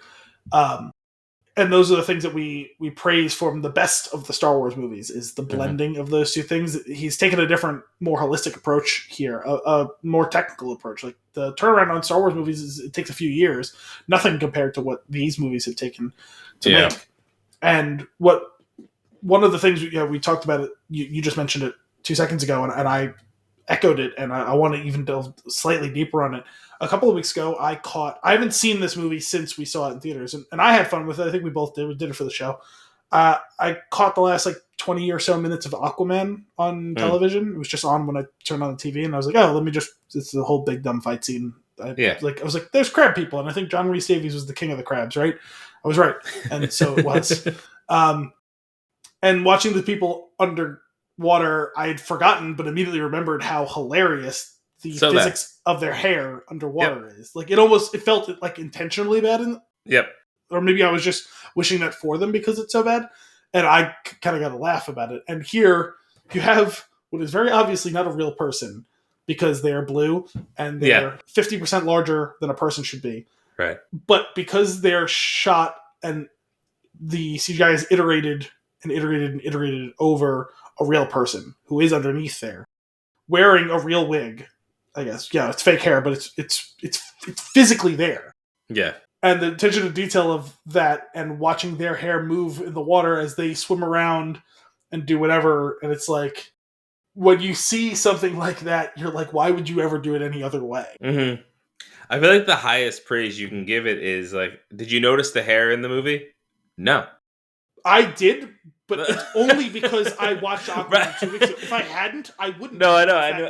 It burnishes its reputation. I feel like that's like the thing for like most of the things in this movie. Like, did you know, like if someone were to break it down, did you notice like how they did this so well? This like the answer to most of those questions for me would be like, no, because I stopped noticing any sort of seams once I settled in. Like it was gone. It was just. You're just in this world, and it makes sense, and it's insane. You can count on one hand throughout the course of the 3+ hours of runtime, which is incredibly effects heavy, a lot of action, not always fighting, but just a lot of action. You can count on one hand the amount of times that the immersion was broke for a second because it's like, oh, that just didn't quite work. They didn't quite get it there, and it's like a weird stutter or like something like that. But like it's just a slightly so few uncanny and far, movement or something. But it's outweighed when you look at the length and breadth of this movie. We're talking about those like the 4 or 6 times it happened is 1% of the movie because of how much they get right 99% of this runtime. Yeah. It's pretty wild. I do wonder though, like if story wise, I feel like there's not a ton going on that's like super worthwhile. There's some pretty cool like the middle third doesn't have a story. There's but by design. There's a first act. Now half of the first act is, hey, it's been 13 years since you saw the last movie. Let's catch you up. Let's catch you up. Like the first 40 minutes of the movie is that, and then the succeeding 20 minutes or so is kind of setting the table of what the second and third acts can be about. Surprise, the second act is not about anything. Like from a plot points standpoint, really, it's really just table setting for the third act and where the next three movies are going to go, and then you get a bunch of story. It does do a pretty good job of world building in that. Like it's like stuff that it gets you invested in the characters and the colony and like exactly. It's the John Wick school of storytelling, which is I say complimentary of this because David Mamet didn't write the script, but you're not coming to watch this movie for the script. No, but what I am curious about though is what that marriage would look like. Sure. I mean, anything type of spec, but that's good could be better, right? I almost wonder though, like, if you had like this story that is just so groundbreaking, would it end up taking away from the rest of that experience? Like, would you lose the focus on the spectacle? I think it's all about tinkering, right? Like, if you ripped the dialogue, the density of dialogue, not the actual words, the density of dialogue of Glenn Garrett, Glenn Ross, and you dropped it into this, it would detract from admiring the spectacle that they have crafted for you. But could you beef up some of the interactions and the dialogue? Sure. But what I think they've gotten really right in both these movies is I think that they've done a good job of character writing. Like the plot's not gonna blow you away again, but I don't know. When you spend 3+ hours with these blue and green people, I'm not saying every single character was deeply drawn, but the ones that they put the focus on, I found engaging. Loak's story is one we've seen before. It's a son who is trying to chart his own path, live up to the expectations of his father, continually falls short of it. Yep. We've seen this story a million times. There's only 6 stories that can be written, right? We know this. But I thought they executed it at a high level, and because of how good the actual actor and the CGI is, the expressiveness of his face and his body movements as he goes through this buildings Roman journey and all that sort of stuff, like I find it compelling and engaging. Yeah, I agree. Like, I do think the strongest part of the movie, as far as storytelling and writing in general goes, is the kids. The kids were great. Like their struggles that they're facing, and like the idea of making it just a natural experience of just, I don't know, it's just the human story of like the older son that does everything right in the father's side except for like, minus a few things, and the younger one that's like trying so hard to be as good and falling short constantly because of many reasons, and then like the innocent younger sibling that like they are protective over, like in a great way, but also like it raises the stakes in a lot of situations that she ends up in, because it's like, oh, crap, like it's just way more serious because you're here, and like I don't know, there's something cool there. And then like I did find it was interesting, the character who was Kiri's daughter. Yeah, right? I forgot what Sigourney Weaver's character in the first movie was called, but yeah, her daughter. Her Avatar's daughter. Wait, hang on. Kiri is their adopted daughter who is blue. Okay. Oh, I'm looking at the cast and I'm so confused. The daughter was also played by Sigourney Weaver? I thought that was pretty obvious, yeah. I just thought it was I guess facially it looked like, but like the voice and whatnot, I didn't even. Yeah, no, it sounds like she was trying to sound young, but she's not. That whole concept was actually really cool, and actually, that as far as world building goes, that is the part that I thought was really interesting and new and exciting. Is like, oh, what does all of this mean? Because it's like her connection with like the planet. It's like it seems. What is the what's the Awa? Awa, like it seems like Awa like created a life. communicate with. That's like I guess remember that's what we're getting. I remember after the movie came out, seeing people complain. Well, we spent 3 hours and they never explained. It's like, my guy, there's going to be 3 more movies. They set the table here, not the story of this movie. That'll be in the 3rd one or the 4th one. Like, just also, it's pretty obvious. But I don't know. Right? I was gonna say, give it 30 seconds of thought. Like, it kind of makes sense, and I just thought, like, even that, like, I didn't even really need much more. I actually thought that it was when they first pitched it to me early on in the movie. I was like, what the fuck is going on? And then as it went on, I was like, the first 5 minutes is they're making jokes, like, oh, I bet Norm fucked your oh my god, that's terrible. Like, gross. But also, the way he's looking at her. Yeah. Which, to be fair, they weren't wrong. But yeah. As far as the viewer, like, we've heard of, like, Jesus Christ and Anakin Skywalker before, right? Like, the idea of Neo. The idea of a virgin birth that grants you, like, it's literally a story as old as time. Like, this is not a revolutionary idea. This is not a plot hole. This is just grow the fuck up and understand. That's just what it is. Like with a literary criticism lens, look at something, which again is not a Mamet script. So. But I think what I liked about it, though, is like I do like the freedom they have to play with. Okay, well, what does this mean for this character that is clearly different from everything else? We got a little appetizer, right? She connects. Yeah. We see a little bit. And how cool when she controls those creepy fucking fish. I had actually forgot about it. Well, not the fish was cool, but at the end with the tentacles, I had forgot about that thing. Yeah. I was like, oh, this is terrifying. Like, we crushed a submarine, and then we crushed the people that were trying to escape. I was like, that was bananas. Yeah. Really cool, though. Like, it was really cool sequence. The action sequences were like, and like, we've talked about this over the years, where like, I've kind of lost my interest in like the over-the-top and extensive action sequences unless they bring something fresh to the table. John Wick, for example, brings something fresh. What do you say? Whales in this case. When the whale breaches, I was like, this is so good. And I was telling you, you laughed at me. I was like, dude, the whales. It's about the whales. And maybe one of the 6 hiccups that you're talking about, but also one of the most incredible scenes is when that douchebag gets his arm cut off. Honestly, like, that does apply, but that's not even what I was thinking of. No. I'm okay with it. Just because I hated that dude so much. So happy.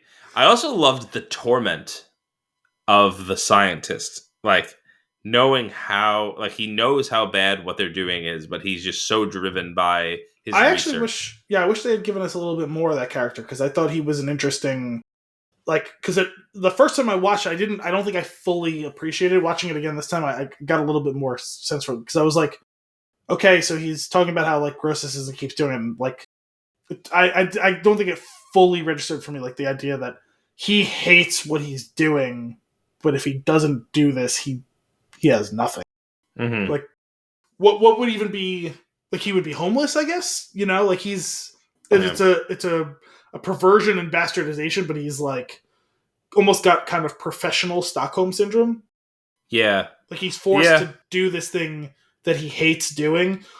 It's like someone who was a doctor who was forced to be like a torturer interrogator, like, because they know all of the importance of, like, how your nerve endings interact or whatever. And it's like, yeah, well, the villain's going to kill me if I don't torture this information out of you. And I'm pretty good at it, I guess, because, I know what hurts on the human body and what I can cut out of you that's not going to kill you. And like, that's what's going on here. And for all the jokes about unobtainium in the first movie, rightfully so, it's dumb.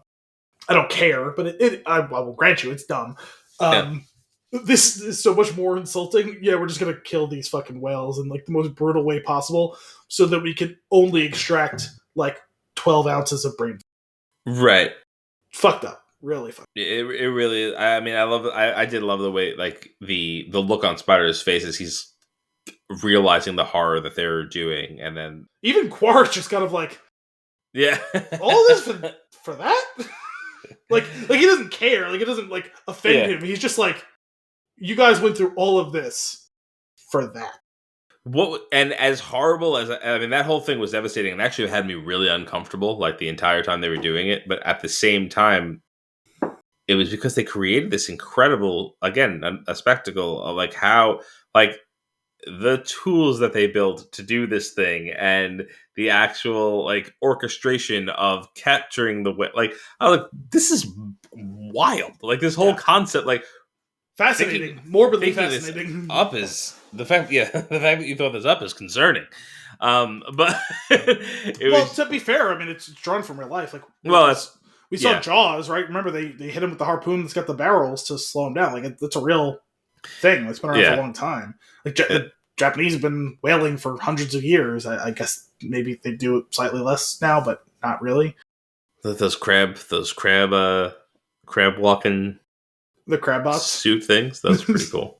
Yeah, but yeah, man, it's wild. The whole story of those whales was wonderful too. Like, and they're like connection to that tribe, like of the water Navi or whatever they're called, Meccaina. Yeah, I loved. I think they're like they match with like a sibling of the whale. Like I just thought that whole concept was like they didn't really have to like over explain it, and they didn't, and it just made sense, and it was just kind of wonderful. Well, and it's then, also like, I say like subconsciously it builds on the first one. Like probably everyone remembers to whatever extent, even the people who kind of poo poo. I remember how many people loved that movie when it first came out, and you can let the distance of time like wash that away if you want. Like it doesn't matter to me. I like the first movie. I still enjoy it, and I like this one. I enjoy this too. But everyone remembers somewhere deep in the recesses of their mind. Oh yeah, when you jump and you bond with one of those Ikron, like it's bonded with you for life. Yeah. Now in this case, they raise the stakes in a really cool way when you consider it like the level of intelligence that the Tulkhan have or whatever. Like it's not just a one-way street, right? Like because like we see Jake, he bonds with the first Ikron, and then he takes out he bonds with the really big one to become Turok Maktau or whatever. Mm-hmm. In this case, it's a joint thing. Like the whale's gotta mate with you, or not mate, but match with you, and the two of you are brother and sister or whatever. Yeah.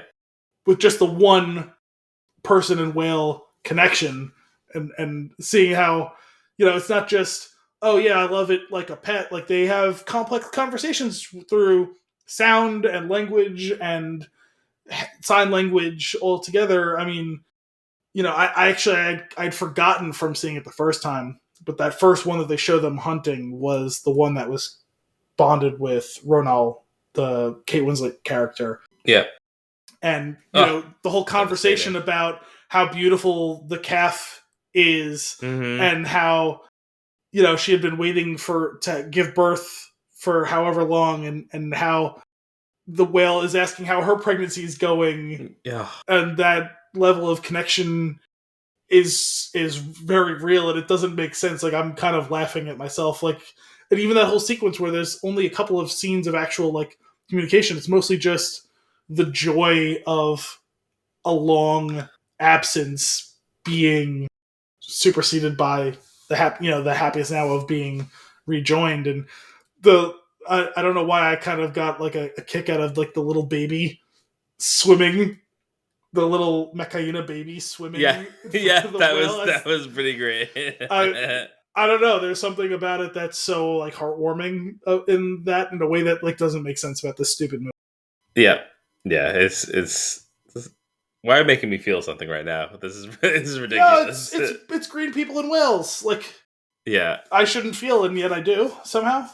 And it's like, okay, again, like the plot is not anything crazy, but like there's different types of writing, and they nailed those the characters, and like I mean, these movies are supposed to make you feel something. You're supposed to. I mean, he's a huge James Cameron's a huge conservationist. Like he's been fascinated by the ocean and the jungles and space and everything, and he cares about this story of appreciating nature, but he's also developed the most cutting edge technology to show it to you, and he's telling a story in the future with these hyper advanced weapons and and space travel, and I guess in his way trying to tell a story of we don't have to have one or the other, we can have both. But it requires intent and consideration. Yeah. And there's a way to do all of that in a really, I think, special way that I think most people don't take the time for. Yeah. Okay. Quaritch? Quaritch? Why is he there? Are you literally asking, or like yes. a more metaphorical way? No, literally asking. Did the explanation at the beginning of the movie didn't work for you? I don't remember why he was there. Oh, okay. So he died in the I remember first that. one. Yes. So they had a contingency in place that they were gonna bring him back as okay. Him and his squad. So are you asking like what his motivation? No, to, like, no. continue? His motivation, it makes sense. Like he's pissed, but like, why? What is his mission? His mission is to kill Jake Sully and quash the Na'vi resistance once and for all, so that they can continue to roll through. Okay, and rape the planet for all resources. It doesn't because like it never really seemed like it was quite as big as like doing what they were originally doing of like trying to drive them away. It just seemed very particular towards. So the first movie was more, oh, we're gonna try and play nice, and we're gonna tip that tree over. We're gonna barter and negotiate, but ultimately we're gonna get what we want, which is the rock that's underneath the tree that you guys live in. In this one, it's okay. The gloves are off. We're not just coming for that bit of metal right there. We are going to genocide all of you if we have to, ethnic cleanse you if just that's easier, and we're going to rape your planet for all the natural resources that are available, whether it be whale brains, whether it be metal, whether it be space wood. Like, doesn't matter what it is. We're going to take what we want when we want, and the way we do that is to kill your ultimate symbol of resistance and leadership. Okay, that's fine. I feel like I got why they were there in the first one. It was a little bit more, esoteric in this one. It's like like the details aren't matter. Like it ultimately it doesn't, because like I said, like the actual story at large is not that compelling. It's everything else, and it's just like the only thing that was like I was like, wait, I assume this is some sort of $1 billion program to have him reincarnated as a Navi. So like, is his sole purpose to just go kill Jake for revenge? That's what it seemed like, and I was like, I don't. Well, I the don't idea. get what's play number 2 though. Okay, we get Jake. Then what? Like, are we going back for the same? Didn't they like destroy everything? Like, I don't even remember. I can't remember what happened at the end. Didn't they destroy the tree? Didn't they just like burn everything down?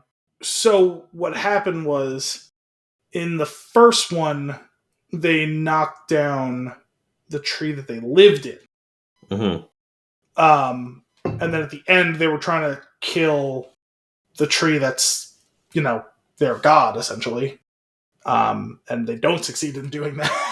Oh, okay. So, because remember, if you remember the beginning of the movie, when they show the birth of the children, like they were like connecting them to the tree. And I on the topic of like the Awa and like the mother tree or whatever, I thought it was pretty cool. Obviously, we know from the first one, the whole planet is connected through the biosphere in a literal network, and a metaphorical one as well. There's potentially untapped data transfer capabilities by connecting to anything living that's connected into this tree.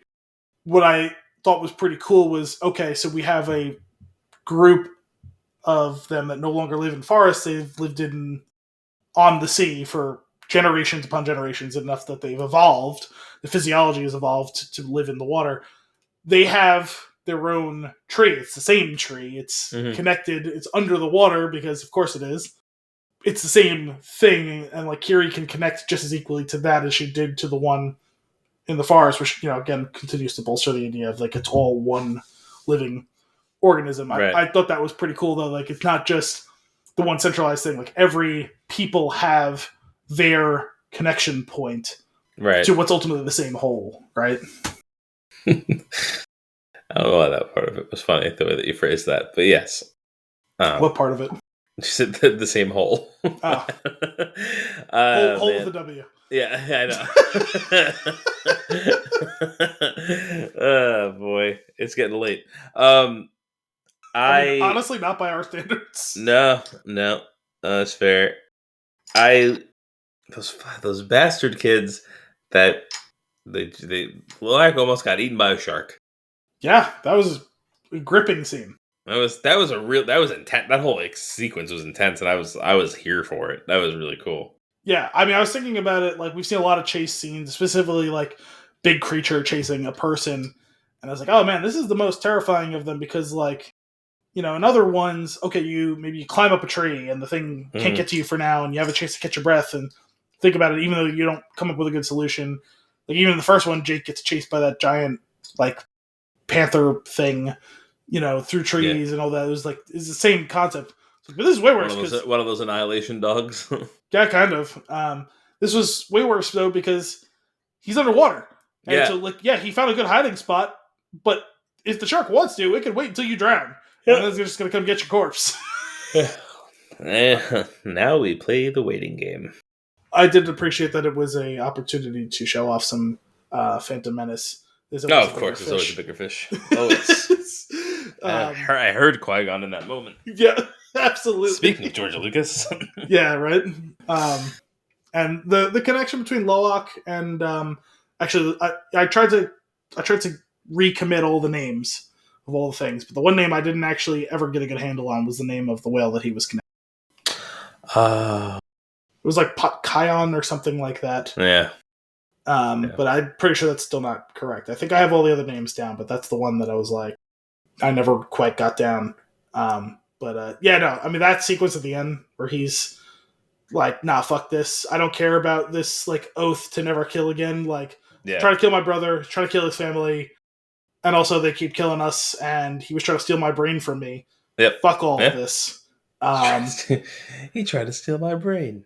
I loved Jermaine Clement earlier saying, like, oh yeah, no, they're just as smart as us, maybe smarter because of, like, the number of synapses and, like, how, like, the neurons fire and, like, the mental pathways. He's like, I'm the one with the harpoon and the ship, and, like, to watch the whale continually outsmart and beat him, where it's like he does the jump, catches him by surprise, whatever, falls on the deck, just fucking shit up, which is great, and they come around to shoot him, and he's like, nope, as he ducks and, like, redirects it. That was awesome. Catching the thing with his, like, crest and wrapping it up and, like, taking them for a ride. That was sick. Oh, what does he say? Who has the harpoon now? Yeah. He's who's got the harpoon now? Oh man, that's so wild. That's a really to conceive that entire thing is really cool. Like, that's where a lot of the skill and talent comes in making this movie. Is like you're working in this sandbox that you've created, and, like, this lore that you're just, like, imagining, and, like, to get, like, to take it that far, to make it feel so real, and to also, like, give us something new and exciting, like, every step of the way is it's pretty bananas. The that one boat of unnamed military garbage people that gets, like, flung and spun around and explodes, and you see their bodies come flying out of it. I just thought that was hilarious. Like, there's just, like, those sequences where, like, they're just getting wrecked. I was cheering for the whale. Like, it was just so good. I was like, yeah, I was like, that's right, you sons of bitches. Like, I was, like, really happy about it. Oh man, that's good stuff. I really dig those creatures that they ride that, like, are part Ikran, part like alligator. Their tail in the water doing that weird, like, floating thing. Yes, and, like, they can fly for a limited time, but also they can, like, dive down and swim. I appreciate that, like, Neytiri kind of did a half-assed job of trying to learn how to do all of that, and then when they go and get stuff, she's like, fuck this, I'm getting up in the sky. Yeah, I'm flying, and I'm shooting you with my bow and arrow through glass. Oh man, that was such a badass sequence of her just destroying people with a bow and arrow. Oh, like at the end in the dark on the sinking ship? Yeah. Uh-huh. I mean, it was also a bit heartbreaking when she breaks the bow, because it was her father's bow, if I remember correctly. Sure. He, when they take down the house tree thing, I think he gives her his bow when he's dying. And that was kind of a heartbreaking moment. But, I mean, what do you expect to happen when she is literally just, like, crushing people with the physical bow as she then draws and launches this thing? I appreciate the recurring bit of Quaritch cringing every time he sees her. Yeah. Or sees her arrow, more specifically, because he sees it in his own dead corpse and was like, ugh. And then the first time... Ooh, Mufasa. Yeah. And then when they attack 5 minutes later and he sees one of the arrows go through one of his own guys and he's like, oh god, it's happening again. Yeah. Oh man, I love the complication, like the complication of the character Spider. Like, sorry, you didn't see this movie when it came out. There was a solid week in December of like hashtag fuck Spider going on. aw, Spider was loathed by the people who saw this movie. but I was also a little bit annoyed by him the first time around. I hated him less the second time around. I was a little more sympathetic. It's just such an impossible situation that character is in. Oh, it was more of those. It's not that he was a bad character. It's more just like at times he's a bit annoying. Oh, that's fine. Yeah, I think that's more what it is. Actually, I think it is an interesting character who's an interesting like viewpoint to this story, torn between these two worlds. Because a lot of times when we get stories like this, right? Like think like 300, where there's like the deformed one who like wants to be a part of them and they reject him. Neytiri is cold towards him, but the rest of them that may give him a hard time, but they really embrace him. Like he's part of their family almost as much as Kiri, who's not their biological daughter, but they was so important to them that they adopted. Jake treats him very well, actually. Yeah. And the other kids have kind of a love-hate, really not a hate, but they like to bust his balls because he's a human, but they appreciate him. I mean, they go back to save him, even though at the time that happens, it's like, oh, they could have turned because he's been part of this group, willing or unwilling, and they don't know. Mm-hmm. Willing or unwilling, he's been a part of this group. I think that was cool though, because like that showed like the strength of their bond, as they knew that they just like they wouldn't believe that he was there on his own. Natam dies for it. Yeah, he dies because the two of them go back into the ship to find him. Yeah, which was that was heartbreaking. I didn't see that coming. No. Like I was like, surely they're not going to kill a kid, because like that's how I'm perceiving this character. I mean, he's a teenager, right? Yeah, like, I was like, that was some heavy stuff. Yeah, I was genuinely surprised that they would kill one of the children in this movie. Like if it happened in one of the sequels, like but I was pretty shocked by that.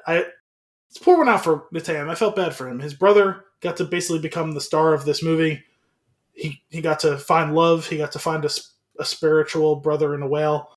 Mm-hmm. All Natam got was begrudging love from his father and a bullet in his chest. Like that, he didn't get much in the story. Bullshit. Poor Natam. Short end of the stick. I did like. I think there was you had mentioned how well Jake treats Spider and how Neytiri is like doesn't really, clearly it's a more complicated.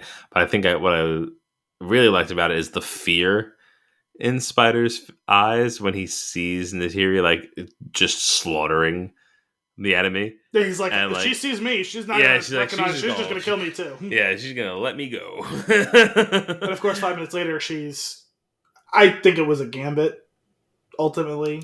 But I think it was specifically because of the way they mirrored the sequence of Jake dying and giving up what's his title? Taruk Makto. Yeah, that's the one. You know how they did that slice across his chest? Oh, yeah, that's true. She did that to him. I actually kind of forgot about that. Yeah. And it was like, I feel like that was a sign that like, I'm not like, because he knew all of that stuff. So I feel like that was a sign like, you're safe. Yeah. Like, play into this. Like, I feel like that's what it was. It's got to be terrifying in the moment, though. Like, yeah, for sure. I just watched her slaughter the shit out of everyone. I know she doesn't like me. She's like, oh my god, she's just toying with me before she kills me. Yeah. And I thought, if there was any question before that, I don't think I fully appreciated the line the first time around, but when they go back to mourn Natam after everything is settled, and Spider washes up after having saved Quaritch but rejecting him, Jake grabs him and says, "A son for a son," registering that they lost Natam, but he's taking. Yeah, this son chose this family over his kind of father, and he's always been a part of family, but this is really cementing it in that he's one of theirs too. Yeah. When Corch was like, "I'm not your father," I was like, "Please don't say, but I am your daddy. Please don't say, but I am your daddy." I was like, "It's not just a thing that all blue people say." It is an uncanny coincidence. I did see a Happy Daddy's Day, like Father's Day card. That was Yondu. like, there was Yondu with his like creepy smirk. That's pretty good. Pretty good. There was something I noticed in this movie the first time I watched it in particular. I did like that there was a couple of loving homages to his previous work. There's the scene where like the bay doors open and all of those big like the wearable like not the avatars, the wearable suits, the mech suits come out, was like very reminiscent of like Terminator in like the future scenes when like they're all like walking out of like the fire and haze. Yeah. There's the scene when spiders, I think it was what the thing about like, I may not be your father, whatever, when they're in the interrogation room, that was also very like True Lies, like when they interrogate. Yeah, I can see that. I was picturing the cinematography is like almost identical, like Sarah Connor in the that too. Yeah, but I always think of it's that exposure where it's like the way it looks like if you're about to black out, where like the lights and darks are so stark, and then obviously at the end sequence taking place on a ship that's sinking. Yeah, the actual like capsizing of the ship was like I feel like parts of the running and like jumping over obstacles was like almost like, I do wonder if there is some shot for shot style in there, like because like it felt that way. And also I appreciated that it was even an evolution on that, because in this you got like Jake and Quaritch fighting as like Quaritch kicks Jake into like an engine part that he sees like sliding down the deck. Yeah. Like that synergy of like how they were using the environment in the fight. Very cool. That like all of the action sequences really were like, there's so much going on, but not in a Michael Bay way. Like so much going on where you can actually digest a lot of it. Like you see a lot of the actual like, it's not overwhelming. It's like I know exactly what you're talking about with him kicking him into that like in particular, like that would be easy to miss unless you were watching Transformers for the fourth time and you're like, oh, look at that silly thing that he just did. Like this is like it's very much framed properly. Like you see the thing that they want you to see. They did a really good job with it. There's a visual language that speaks to a level of intention with what's happening with the action on screen. Not that there was any lack of explosions in this, because there wasn't. No, yeah. Actually, sorry, those three homages I just thought about was what I picked up on in the first movie, the first viewing, but I just realized now there was a fourth one that I don't think I registered that time, when the water gets ignited, like that happened in True Lies. Yes. When they're escaping the key, and he that was different because like in that case he uses his cover and fakes his death, whereas this it was more of an active deterrent to them or whatever. But I'm definitely getting Krugered by True Lies today. This is like the third time it's come up on different things. Like it was like a podcast I was listening to, and then I saw that it was like on some HBO Max or something like that. Okay, I mean it's always on AMC on TV. So I was like, man, we should definitely do some True Lies, because I've seen that movie so many times. I love that movie so much. Like probably hurry the bridges out. So one of the things, it's like there's like movies from that time. There's random lines from those movies that just occupy permanent real estate for some reason. That aren't actually good quotes, but for some reason, like give me the goddamn page, and he breaks the window. And it's like, I'll give you the page. He unfolds the page. Give me the goddamn page. You're right. It's a deep pull. I would. It's the one that, like, I think I remember telling you a couple of years ago on the show that, like, for most of my life, I never understood was being said, but now, like, whenever I see the movie, like, it cracks me up. Is the scene when they have Bill Paxton on top of the dam, and he says, "I'm nothing. I'm Naval Lint. Yeah. I always think of that stupid line. There was another. You know, I was talking with my mom, my sister. I don't remember why. Actually, talking about Kruger, we were talking about Christmas Vacation for some reason. Mm-hmm. I don't remember what led into that part of the conversation, but then we were talking about, for whatever reason, because my mom's loved Everybody Loves Raymond for a long time, and she's been like, when we didn't have cable for a couple of weeks or DirecTV for a couple of weeks because they fucked up in actually coming and fixing it, which I talked about several episodes ago. It's all good now, but it just took them a couple of weeks to do what should have taken them like 3 days. It's fine, whatever. But she was just watching like Everyone Loves Raymond on Paramount Plus, like when she was like making dinner or like just need something on the background or whatever. And so we were talking about Doris Roberts, and I was, who plays the mother in Raymond. And I was like, they don't make Dorises anymore. And I was thinking, Doris. Yeah, that's what I said. I was like, Doris. Whenever I think of the name Doris, I think of True Lies. And my sister hasn't ever really like watched and like engaged with the movie, but she's seen the movie. Like she knows some of the big scenes or whatever. So I described, the scenes like, when like they take her to the interrogation room and they're kind of messing with her. She's like, yeah. I was like, when they give her a mission to do, they tell her, your contact's gonna call you. His name's gonna be Boris, and then they say, and your code name's gonna be, and she says, Natasha, and I said, no. Doris. Whenever I think of the name Doris, I always think of that Arnold Schwarzenegger saying that line. So stupid.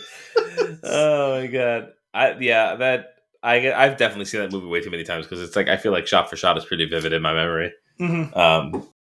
Including another line that takes up a lot of real estate, which is Batterazzi's. When the camera dies. Yeah. It's such a great comedic scene. While he's giving his keep ramping. Yeah, it's ramping up and ramping up. Slowly. He's like shaking. That guy acts his ass off there. He's like shaking because he knows he's about. He's like, I'm dead. He's like, this guy's gonna kill me. Yeah. Oh my god. What a great movie. What are we doing? Avatar. What? I was definitely. I get it. I get why Spider saved him. I was so pissed that he did, though. I was like, we were almost rid of him for the second time. I just assumed that we would revive him for every movie going forward. Just like a new way. The next one, he's just like in a computer.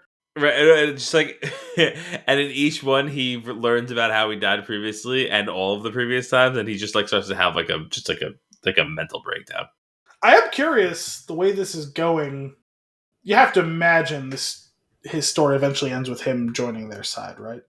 You can already see him starting to learn some lessons. I feel like that's where they like. I feel like there's a hint of maybe going there, but like I just don't see how you can get there.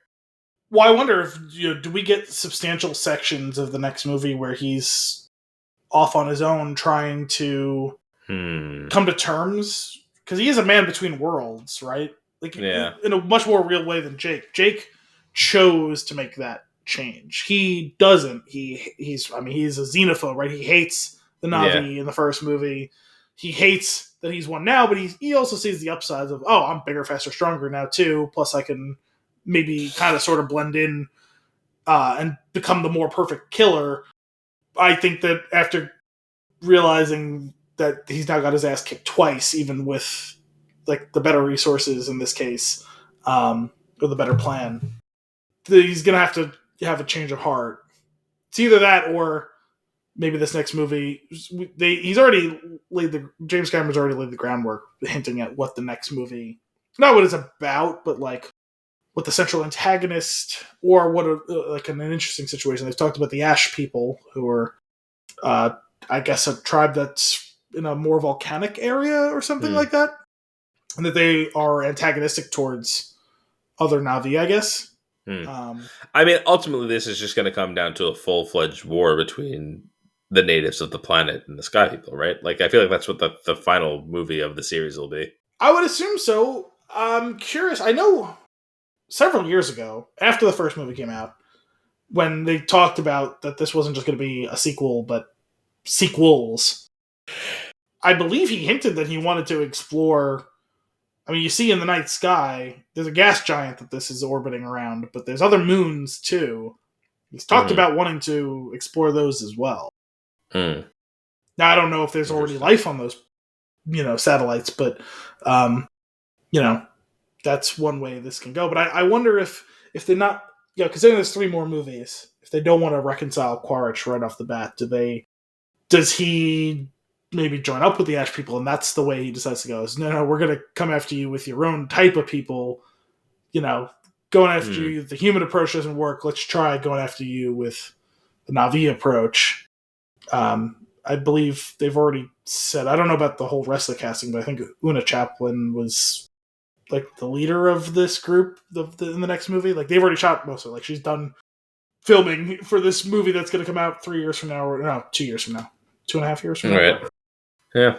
Well, interesting to see where it goes. More so just to see the spectacle again. Yeah. Well, yeah, I want to see them keep, we get a different section of this. Well, it's not a planet technically, but this world, we see a desert type atmosphere within, because it's a more realistic planet where it's not just one single biome. Well, actually, I guess in some ways this is more so, but it's not a Tatooine that's just desert.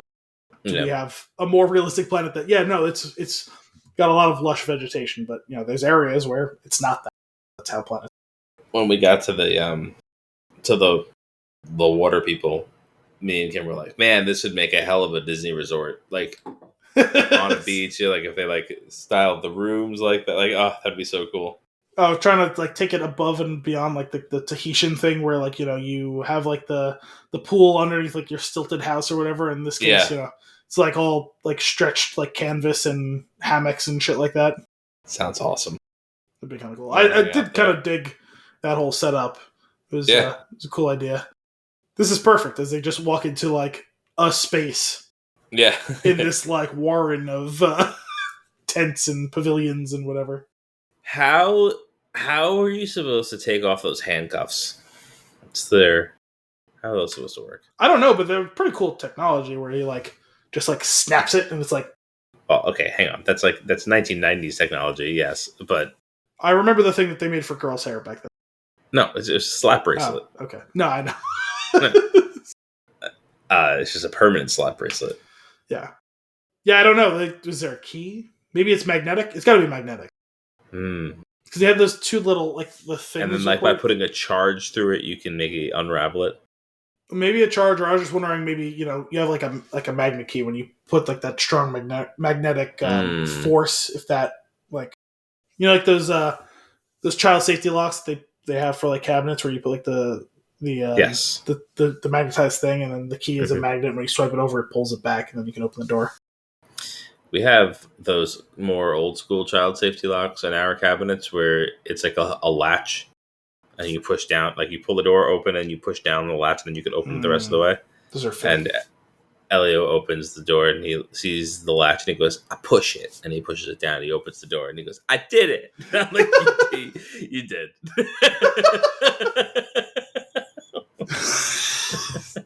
Well, note to self: next house needs better. Locks. We'll have to go with the magnets, I guess. The magnet ones work. That's what we used to have here when Gianna was young. Yeah, they're pretty cool. What else on this one? I don't know. Like I said, I appreciated the sequences of this movie where it's just, Loak and a whale are just gonna swim around for a while. Yeah, and you're just gonna eat up. It's just a wonderful screensaver for like 30 minutes. Yeah, or we're gonna practice holding our breath and swimming. And hey, look, there's some guy who's on this thing that can both swim and fly, and we got some cool fish. Some of the fish were cool. I actually wish they showed a little bit more of what they were doing with that. But I don't know.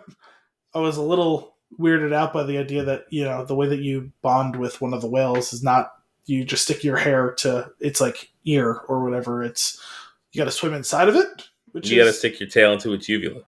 Sure. Isn't that what happened? Am I wrong? Not really, actually.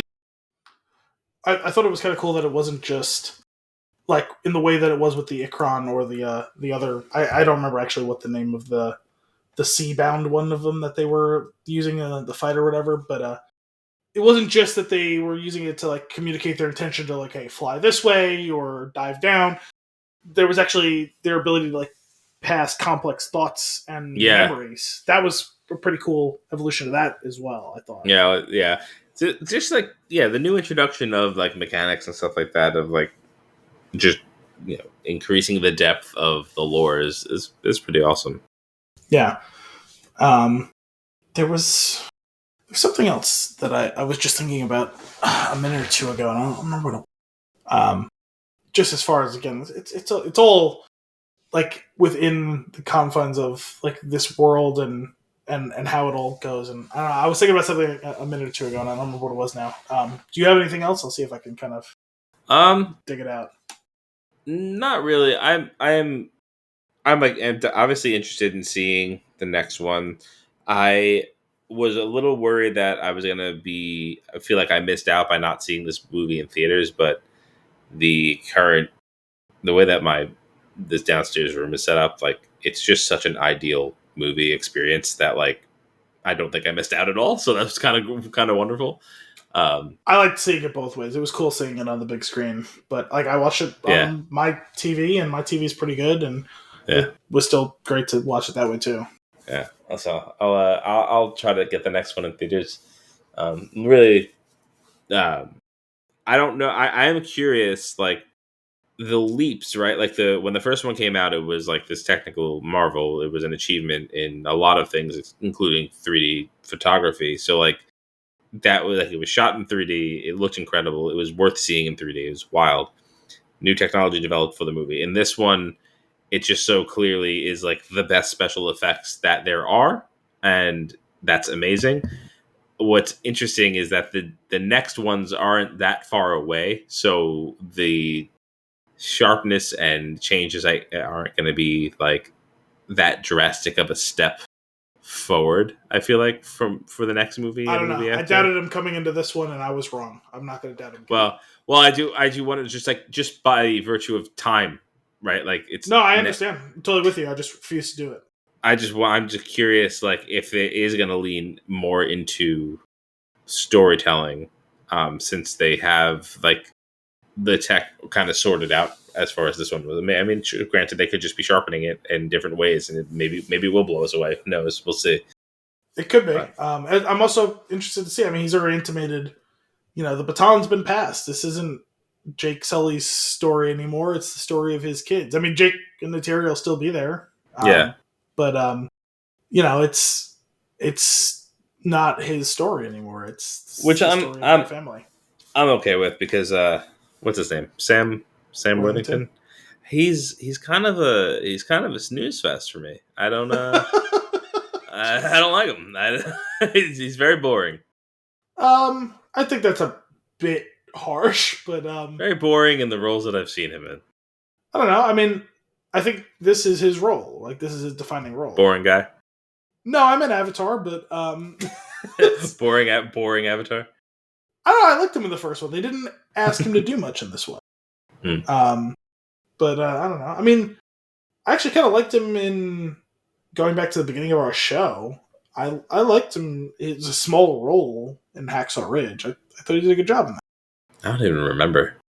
Yeah, he's the base commander when he's in basic training. When it comes down the whole thing where he says, "I'm not going to carry a gun" or whatever. When he's the one who is like trying to convince him to, and like is oversees like basically like the trial or the court martial or whatever. Not a huge role, but I don't know. I liked him in that. It was kind of understated. You call it the snooze fest. I don't know. I thought there was a bit of nuance in that performance, but just like I thought there was a bit of nuance in at least in the first movie. This one not as much. Like I said, they didn't ask him to do much, but I don't know. I mean, he plays a protective dad well. I thought. You can argue overprotective dad who learns to let go of the reins a bit, and you can understand why. I mean, he plays cliche military dad trying to be better. Yeah, I mean that's what it was, and the one who succeeds. I mean, it's a nice. He tries to make the sacrifice for his his son, and they found a way to compromise and trust him, and they get out barely, and then that scene when the whale helps raise him to the surface, and he finally tells his son, the most important thing, it wasn't "I'm proud of you" or "I love you" or whatever. It's "I see you." Yeah, it's a strong scene. I don't know. I liked that. I think he did what was asked in this assignment, and it was just a lot less than the first one. I'm glad it was less. I remember the other thing I wanted to mention. Oh, what was it? Those angel fish things, the angel wing fish things. Oh, that helped them breathe? Yeah. That was cool. Right? That was doesn't make any sense. He sticks to their back and makes them breathe. Zero sense. It was. I loved it. I just assumed like it's probably way more invasive than it's actually very violent. Yeah, it inserts tendrils directly into your lungs, and that's why you can breathe. No, it doesn't make any sense, but I don't care. It's cool as hell. No, exactly. Totally, I was totally fine with just being like, "Yep, love it." You know what I really loved is that they hand waved subtitles away at a certain point in the movie. It was very early on. It was like I started learning the language, and suddenly it was like I was speaking English again. And it's like, boom! I went, oh, that was perfect. They still occasionally go back to the subtitles, though. They only do it when they're on screen with somebody that doesn't speak the language. Was it? Yeah. It's very, very, very rare. The big scene when what the hell's Cliff Curtis's name in this movie? He's the one I was struck. Tonawari. When Tonawari is trying to whip them up because they were hunting the Tulkhan. Didn't they use subtitles in that scene? I don't think they did. Because you're right. It definitely, most of this movie, when they do it, it's when there's a human on screen. Yeah. But I just thought that was great. Because it's like, oh, this is cool. Because we're going to be spending most of the time with the Na'vi and whatever these... What was it? The other group? Well, the Na'vi is like the general... It's like the equivalent of saying human. Oh, but what do they call... So, like, Natiri's people were the Omatakaya. Oh, right. And the ocean people were the Mekkaina. Okay, so then I was right then.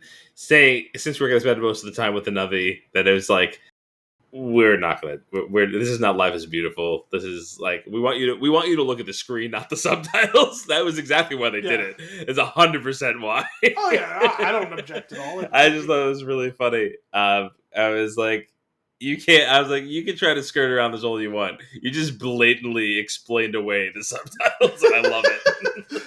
Yeah, he had a long time to think about how he was going to do it. Yeah.